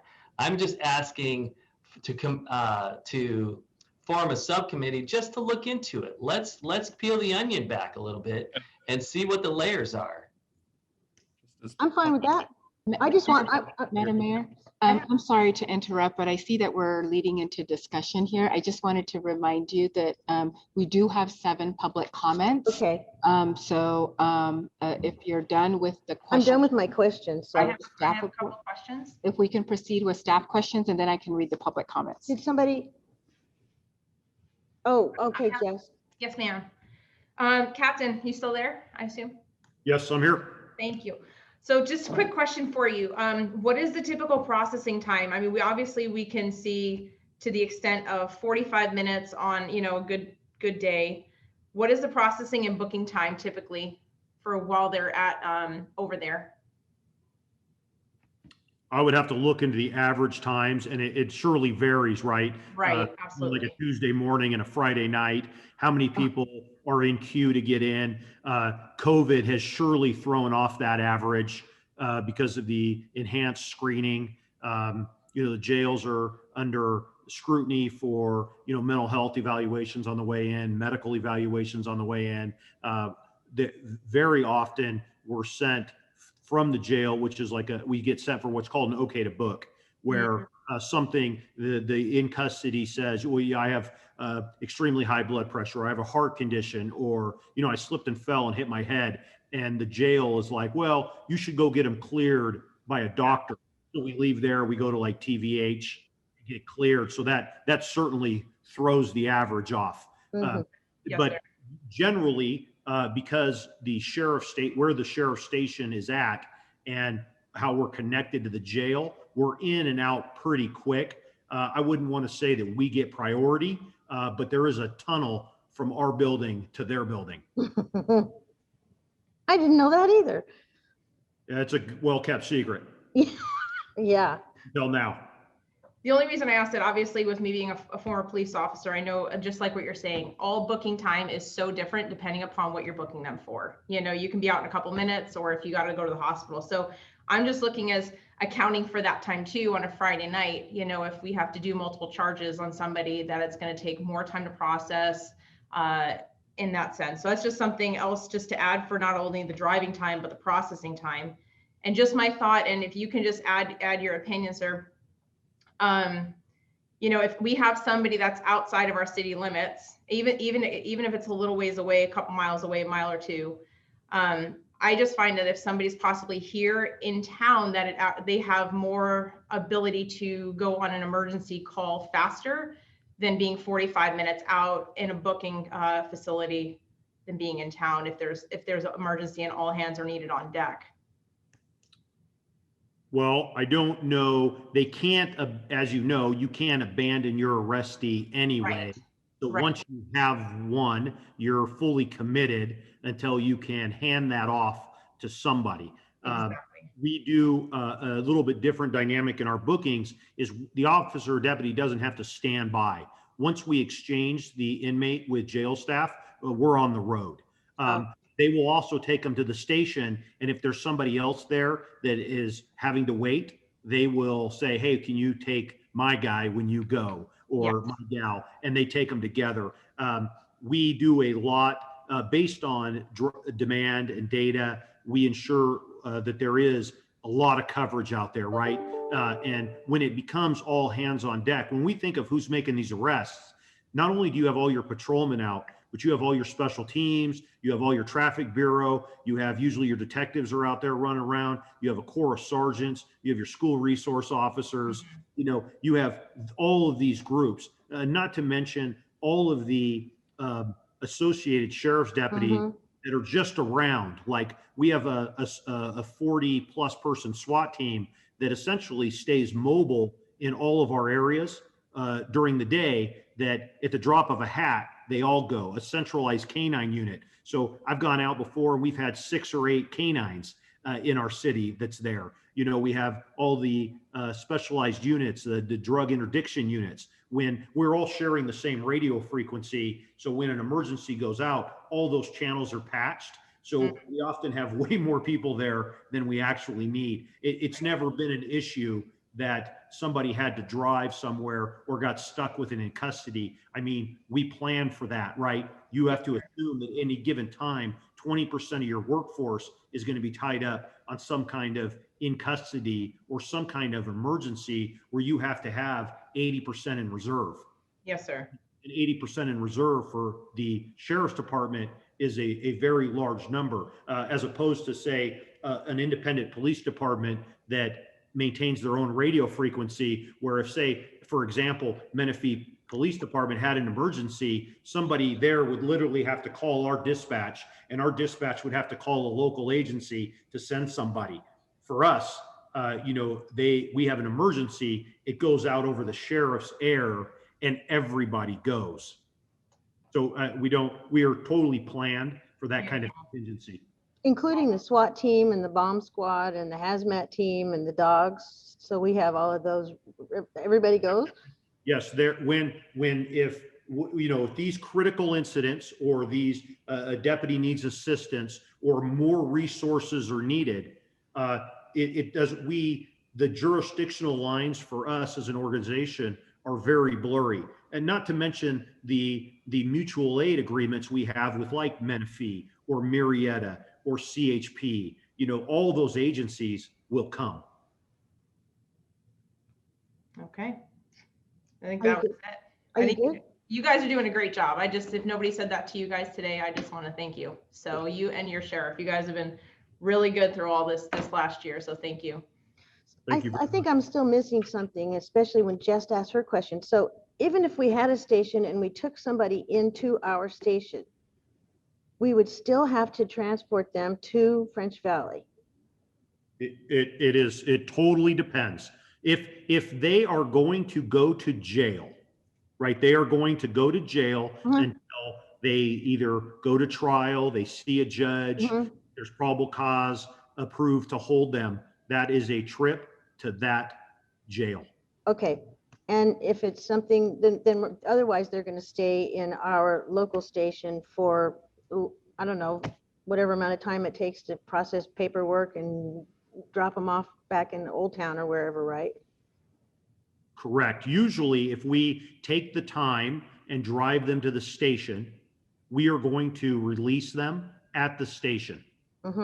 We don't take them back to where they came from. Oh, okay. Generally. I mean, there surely are times where we've decided, hey, that in the interest of public safety or, you know, good customer service, we're going to drive this person back to their vehicle or wherever. Oh, yeah. But generally, they've been arrested and they're being released via some kind of promise to appear. They're let out of the front doors of our station. I'm sorry, you guys, but that begs another question. If you're leaving a vehicle behind, do you have to impound the vehicle? And then what do you do with that? Almost always we impound it. And it goes to the local tow yard for the owner to pick up at a later date. Where's the tow yard? Well, we have a contract with many tow companies in Temecula, and they're on a rotation. We don't maintain an impound lot. Okay, so does it go back to the jail or wherever the impound lot is, or do the tow companies keep it on their property? That's what they do. The tow company takes it to their property and holds it there, just like if your car was towed to a tow company. Okay. Onto it until it can be released. See, luckily I have no experience, so I didn't really know where they ended up. But I know that when I'm at the DUI checkpoints, I know the tow company guys. I just didn't know where they took them. Okay, well, that helps to answer a lot of questions for me. Anybody else? Yeah, I just have one question, Madam Mayor, for Captain Hall. If we were to have a police station / jail holding cell in the city limits, would we pull staff from that French Valley facility to staff this in-site, or would it be an addition? Would it essentially be additional staff to staff that facility? No, okay, so if you built a dedicated public safety building, right, it would be staffed with the contracted personnel that provide service to the city of Temecula now, with some division in our command staff, right? Because now you're talking about taking a building that right now in this public safety building that exists in French Valley now, you're talking about all the services for the surrounding county area, right? The Department of Public Social Services that we house, mental health that we house, code enforcement that works with us, all these people we've essentially created these agreements with to share office space so we can more cohesively work together. You're talking about dividing that to some degree and sending some of them to one building and leaving some of them at the French Valley building. Then if you are talking about building some kind of, Bureau of Corrections approved holding facility, we have to figure out how to man that, because the state is going to require a certain level of staffing, a certain type of staff member to manage that like a mini correctional facility. Unless it's just holding cells where somebody stays, for a couple hours until the paperwork gets processed and they get let go. But once we start talking about holding people for any amount of time, usually up to detox or further, you now are entering into building essentially a small jail within your public safety building. And then that drives some type of services, right? Once they become inmates, so to say, or a ward of the police department, somebody has to feed them. They have to be able to go to the bathroom. They have to be able to drink water. There's certain services that have to be provided. Okay, so we've got it. Okay. Is that it, Zach? Yeah, thank you very much, Captain Hall. So, yes, Captain, how do they communicate? Would they communicate with the local station? Or would they have to go through dispatch to communicate? I'm just confused. Well, yeah, I mean, if they're going to communicate, they would still communicate through our contracted dispatch, right? You mean if we built a building? Uh-huh. Oh yeah, nothing would change except that where a portion of the deputies that are currently in the French Valley building would now be in a different building. Okay, but they're not sitting in the building. They're they leave from the building and they go back to the building at the end of the day. Correct. It would be like a locker room, some office space, man staff space, whatever this holding facility would be. And then you would have, a large parking lot and deputies would show up there. They get ready for work. They'd have their briefing. They'd get in their car and they'd leave.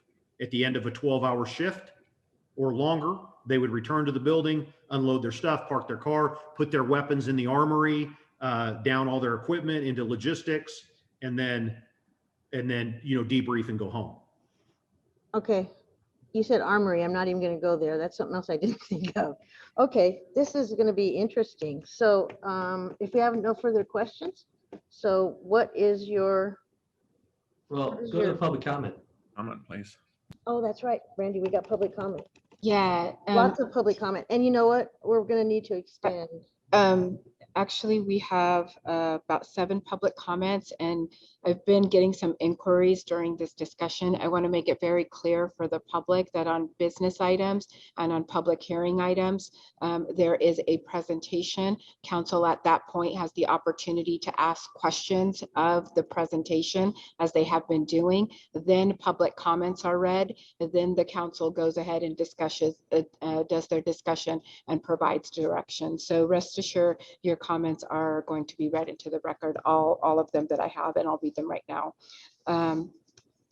So the first comment is from Christine Massa. Thank you for considering my second email. Can you please enter this letter as public comment for agenda item number 10? Thank you for continuing to delve further into options for public safety for the city of Temecula. As I stated earlier, we've seen that in the last year, especially the last 4 to 5 months, more local control and interaction could benefit the community. I am supportive of creating a police station within the city limits, especially a more centralized location like the former City Hall building. We know that with the current station in French Valley, response times to the city of Temecula can be anywhere from 5 minutes to 45 minutes to get to South Temecula.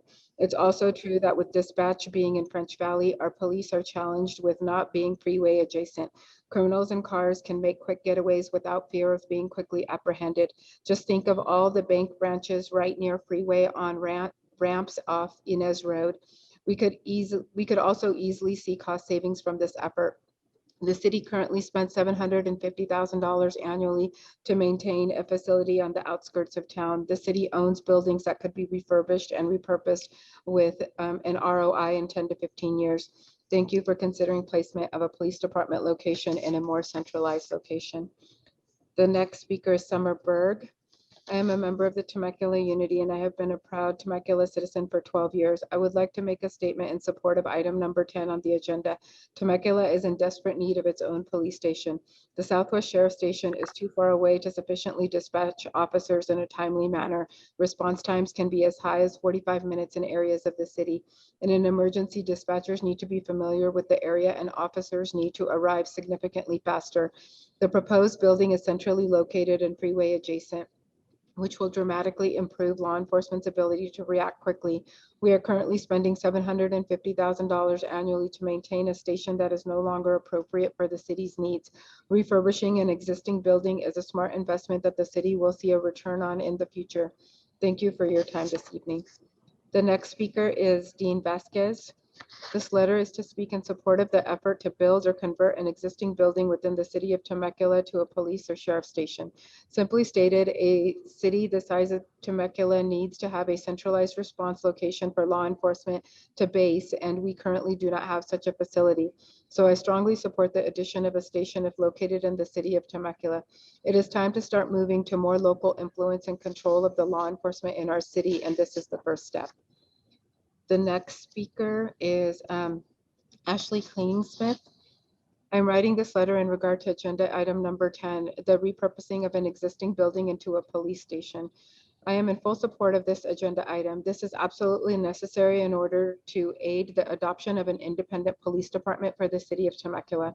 The current station is not located within the city limits and 911 dispatch is located in Riverside, making dispatch less familiar with our city and its landmarks. Current response times are broadened at 5 to 45 minutes, which is unacceptable in an emergency. Please take these points into consideration when making your decision. The next speaker is Tim McDonald. Regarding agenda item number 10, I am very pleased to see this item on the agenda. I have lived in Temecula for over 30 years now, and I have wondered on many occasions why we do not have a proper police station within our city limits. The current base of operations is so far out of the heart of our city that there is no way it can be part of any efficient policing model. Having a base much closer to the center of Temecula would more greatly serve the community and its law enforcement needs. A location much closer to the banks, car dealerships, Old Town, and our neighborhoods where the majority of crime takes place makes far more sense than working out of a location out past our airport on the edge of the most rural part of town. I hope the council forms the recommended subcommittee to explore this topic. The next speaker is Julie Gary. Hello, it's Julie Gary again, and I'm writing for the second time tonight in regards to agenda item number 10. I commend Council Member Stu on bringing this important and crucial measure forward and wholeheartedly agree that Temecula needs its own police station. Our current police station is not within the city limits, nor is it near a freeway. This has many negative impacts on the city, including longer response times to calls, 911 dispatch that is not familiar with the city, and an increased cost to our city's budget. Having our own police station near the city center would significantly shorten response times for calls. This could save lives and prevent crime. It currently can take anywhere from 5 to 25 minutes for a patrol car to travel from the station to areas in South Temecula. We could also utilize the 911 dispatch services of the Murrieta Police Department to better serve our community with people that are more familiar with our area. Currently, we rent the Southwest Detention Center and spend around $750,000 a year to maintain a facility that is not in our city limits on a building that we do not own. We own and can respond and can repurpose the old City Hall building in the heart of Temecula into a police station. We could We would see our return of investment in 10 to 15 years and would immediately see the impact of shorter response times, local control of our 911 dispatch, and the accessibility of having a station close to the 15 freeway. Please support this proposal. And Madam Mayor, the last speaker is Allison Donahue Beggs. I am writing to support the proposal to establish an independent police department in Temecula. This measure would repurpose an existing building, perhaps the old City Hall building, into a Temecula police station. I have been a Temecula resident since 1998. I do not feel our city is well served by the Riverside County Sheriff. The county station in Marietta, the current station is in Marietta, which slows response time. It is also not freeway adjacent or close to any of the areas needing to be protected. Old Town Temecula, businesses along the freeway. I would love if we could have our own police department, much like the city of Menifee recently established. This provides for more community policing, meaning officers are from this community and get to know the members of this community more intimately. We can then have our own oversight and ideally the establishment of partnering services to assist when needed for mental health, domestic violence, substance abuse, etc. Thank you for your time. Madam Mayor, that concludes public comments on item number 10. Okay, you want to have further discussion, or do you want to form your subcommittee? Can we extend the meeting first? Yeah, motion to extend. Second. 10:15. Sure. Yes, so moved. Okay, and second, and roll call, please. Mayor Edwards, Aye. Councilmember Stewart, Aye. Councilmember Alexander, Councilmember Alexander, Yeah, mute. We need to vote to extend the meeting because we're going to go past 10 o'clock. No, I just can't get it off mute. Councilmember Ron, Aye. Councilmember Schwenk. Yes. I kind of wish mute was on one of those old chains that you pull down from the ceiling on the old light fixture. That would be a lot easier. Okay, so we've extended now. What are your wishes, ladies and gentlemen? Did you have a comment, Matt? Yeah, let me make just a few comments of what I heard here tonight. Let me start by saying I think all of us can agree on one thing, and that is any action, any decision, anything that the city does to make a meaningful change to operations and public safety, I think we could all support, right? Anything that moves the needle substantially with regard to crime statistics or what have you, absolutely. I think we can all agree we're 100% behind it, right? But this is a little bit more complicated than that. You know, I wanted to say first, you know, you all know my background, big fan of statistics and numbers and having good data to make informed decisions with. But it disturbs me just a little bit because, you know, I like saying that, you know, 47.3% of all statistics are made up on the spot. You know, we heard a lot of that tonight. $750,000 being paid for a facility. Oh, I don't know where that comes from. 45 minutes for drive time to get to French Valley. You know, I drove into North Menifee today and it took me 45 minutes. So how are we getting 45 minutes? You know, a 10-year ROI if we built our own police station. I mean, you know, I hear a lot of this stuff and it's like, okay, so these are all, in my mind, just kind of made up numbers right now, right? Because we don't have solid data to make informed decisions on. And so I would say that, you know, and the response time thing, I think we can dispense with that, having had the conversation we've had tonight about, you know, people aren't sitting at the station waiting for a code 99 to, you know, let's roll, you know, that's not how it works. It's car 54, where are you? If you really want to tell your there age. you go, thank you. Nobody up there remembers it but me and Peter, okay? There you go.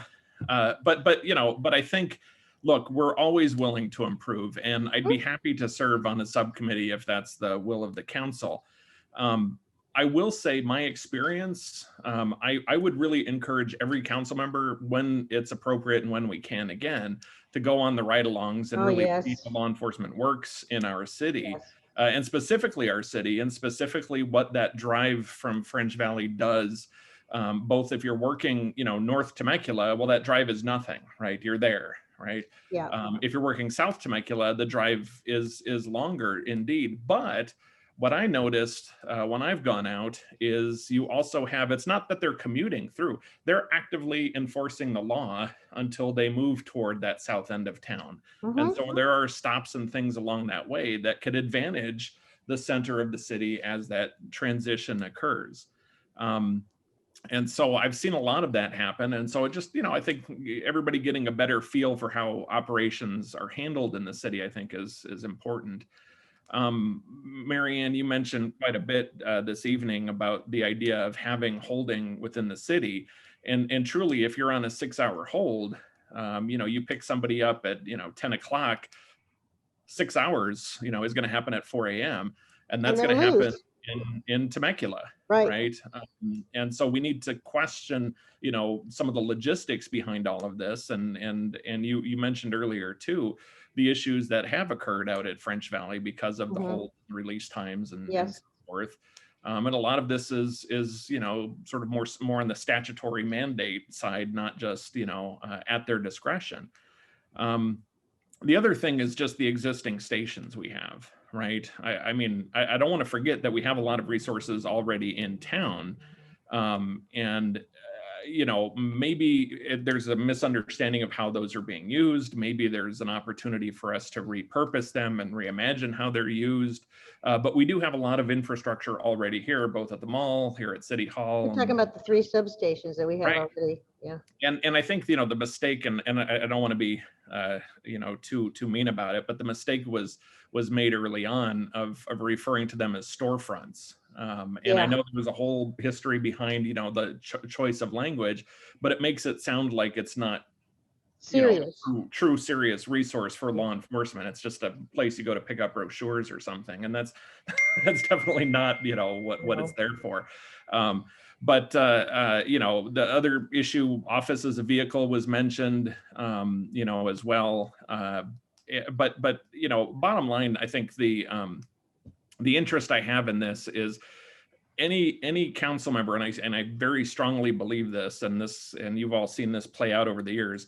If you have a desire to see something, you know, talked about publicly and reviewed and all of that, and you have that strong desire, I support you 100%. I think that is the whole point of having a city council and having an equal voice on this council, is for us to all be able to have that balanced conversation. So, you know, Stu and I did talk about this, you know, earlier, and I said, absolutely, I would support, you know, your desire to want to, you know, have the conversation. And so that's, you know, my position on it is, you know, 100% support that.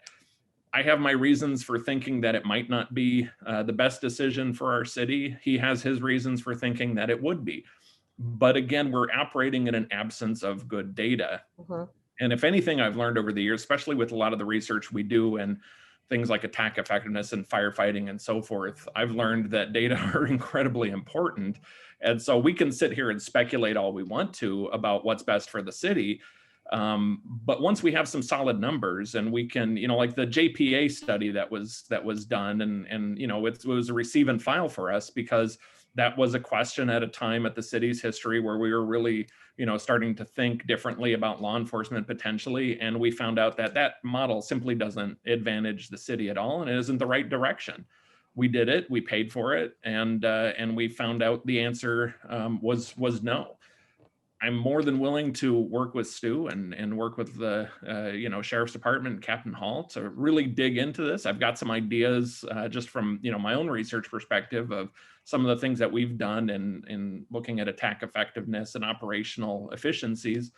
You know, so you know, so I think there's an opportunity to start the conversation, and let's see what happens, and let's you know, have that more robust discussion once we have some real numbers to hang our hat on. Well, I think a main benefit is going to be that we'll all learn how our own police department functions now.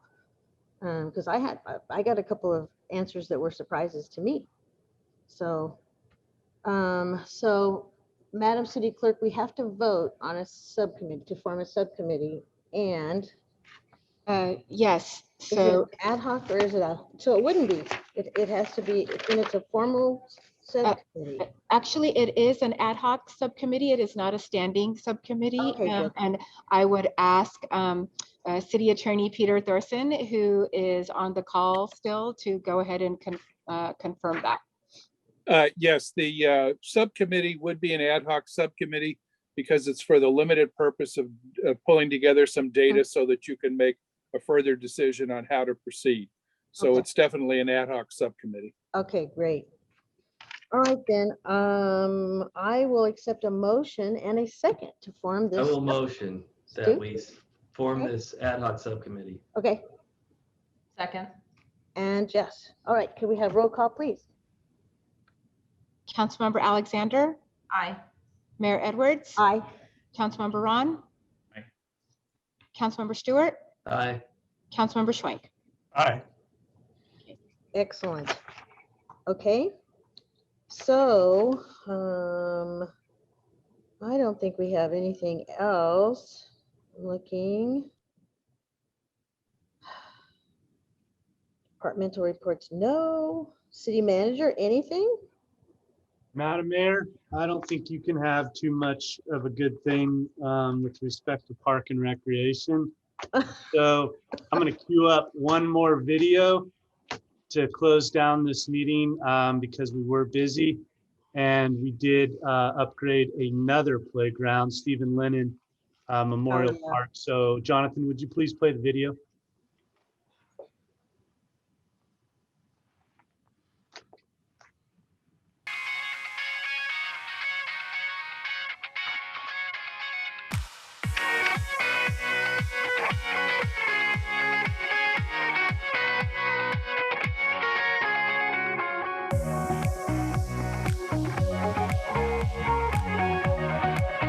Hi, I'm Temecula Mayor Marianne Edwards, and I'm here at the beautiful Stephen Michael Lennon Jr. Park. And we have recently renovated this beautiful park in Red Hawk. And as you can see behind me, we are representing our first responders. We have Temecula Police, we have Temecula Fire, and we have CHP. We're very fortunate to have CHP, a headquarters in our city, and they help us out quite a bit. So, and you can see also that the park is being used. It's a beautiful day, so I would encourage anybody that lives in Red Hawk or any place else in the city to come out and check out Stephen Michael Lennon Jr. Park, one of our local heroes. Welcome to the new and remodeled park here. It's a great opportunity to continue reinvesting in our community and making sure that we have the best amenities possible for our residents. The Stephen Lennon Park was dedicated to Officer Lennon, a 7-year member of the Highway Patrol, who unfortunately lost his life in line of duty in 2001. I think it's very fitting that the park today represents both law enforcement and fire, and is a great tribute to both Mr. Lennon, but also, again, our commitment to ensuring a high quality of life in this community, and an exciting new opportunity for our residents to enjoy just a really, really interesting new park. And just to the right of me here is the small statue of our police dog, Deka, as well. It's just a really fun place for kids to come and enjoy, and I hope to see you here. Thanks so much. Hi, Temecula. Councilmember and current TCSD President Zach Schwenk here with you today at Stephen Lennon Jr. Memorial Park. We are so proud to announce that this park, a first responders theme, police and fire, is now open to the public. So come on down, check out the fire truck. We even have Deka. It's wonderful. Bring your family down. There's also a fitness station. It's one of a kind, and I think you're really gonna love it. Bring the family out, have a wonderful picnic, and just enjoy everything that Temecula has to offer. Hi Temecula, this is Jessica Alexander, your city councilwoman here in Temecula, and I just wanted to welcome everybody to our virtual ribbon cutting for Stephen Lennon Memorial Park here right off Nighthawk. I am actually only a mile from here, so I'm super excited to be able to utilize this park with my family and be able to see all of the families that are going to come out here to help support the first responders here in Temecula and beyond, for the firefighters and also our police department. We are here to remember CHP Officer Lennon and all that he had done here for our community and our people. And I just hope that all of you come out and enjoy the park with your families and just have fun. Hello, I'm Temecula Fire Chief John Crater, and I'm very happy to be here at the first ever first responder park here in the city of Temecula. The city of Temecula has made this park available. And in the honor of Stephen Michael Lennon Jr., CHP officer that passed away in San Diego, it's very gratifying to see the children here today playing at this park, and maybe it will spark something in their life to make them want to become a police officer or a firefighter in the future. As the fire chief, it brings me a great pleasure to see this, and it's an honor to us to have the city of Temecula dedicate a park of this nature in the city. As a member of the Temecula Public Traffic Safety Commission, it's an honor to be here to rededicate the Stephen Michael Lennon Park, Memorial Park, and now it's expanded to all first responders, which is great to show that the city of Temecula really cares about their first responders. He was killed nearly 20 years ago on I-5, and as part of the CHP oath, it says, "And if necessary, lay down my life rather than swerve from the path of duty." And that's exactly what happened in his case. And since 1929, over 240 officers have lost their lives in the highway patrol. And it's fitting for him to be remembered here in the city that he lived and came home to every day after going out and providing the public the safety for the citizens of California. I look so forward to seeing all of you over here with my family at the park.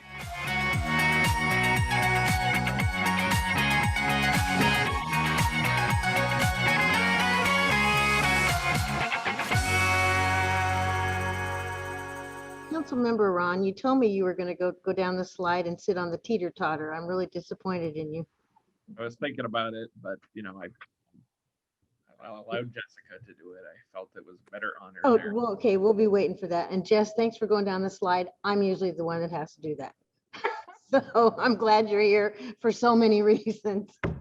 All right, thank you, Mr. City Manager, for that great presentation. It was really fun to go out there. And were those all your kids, Jess? No, but we've been there. We literally can walk there. It's incredible. I just real quick to tell everybody the amount of people that have said how incredible that park was because nobody was going to it before. And now I had to park around the block just to get there. We had to walk Oh, up that's it. great. Incredible. The That amount is of great. activity over there. So Yeah, it really is good. Okay, so we did have to extend, so I'm glad we voted, and we are ready to adjourn. If I can have a motion. I just Peter, have, Peter, yeah. you have business. I'm sorry. I'm No. getting ahead of myself. I can't top a kid's park with a fire truck and a police dog, but I would just say we have no action to report from closed session tonight. Okay, now we can have a motion and a second to adjourn. Move adjournment. Second. And all in favor? Aye. Aye. All right. Have a good evening, everybody. good night. Good night. Bye.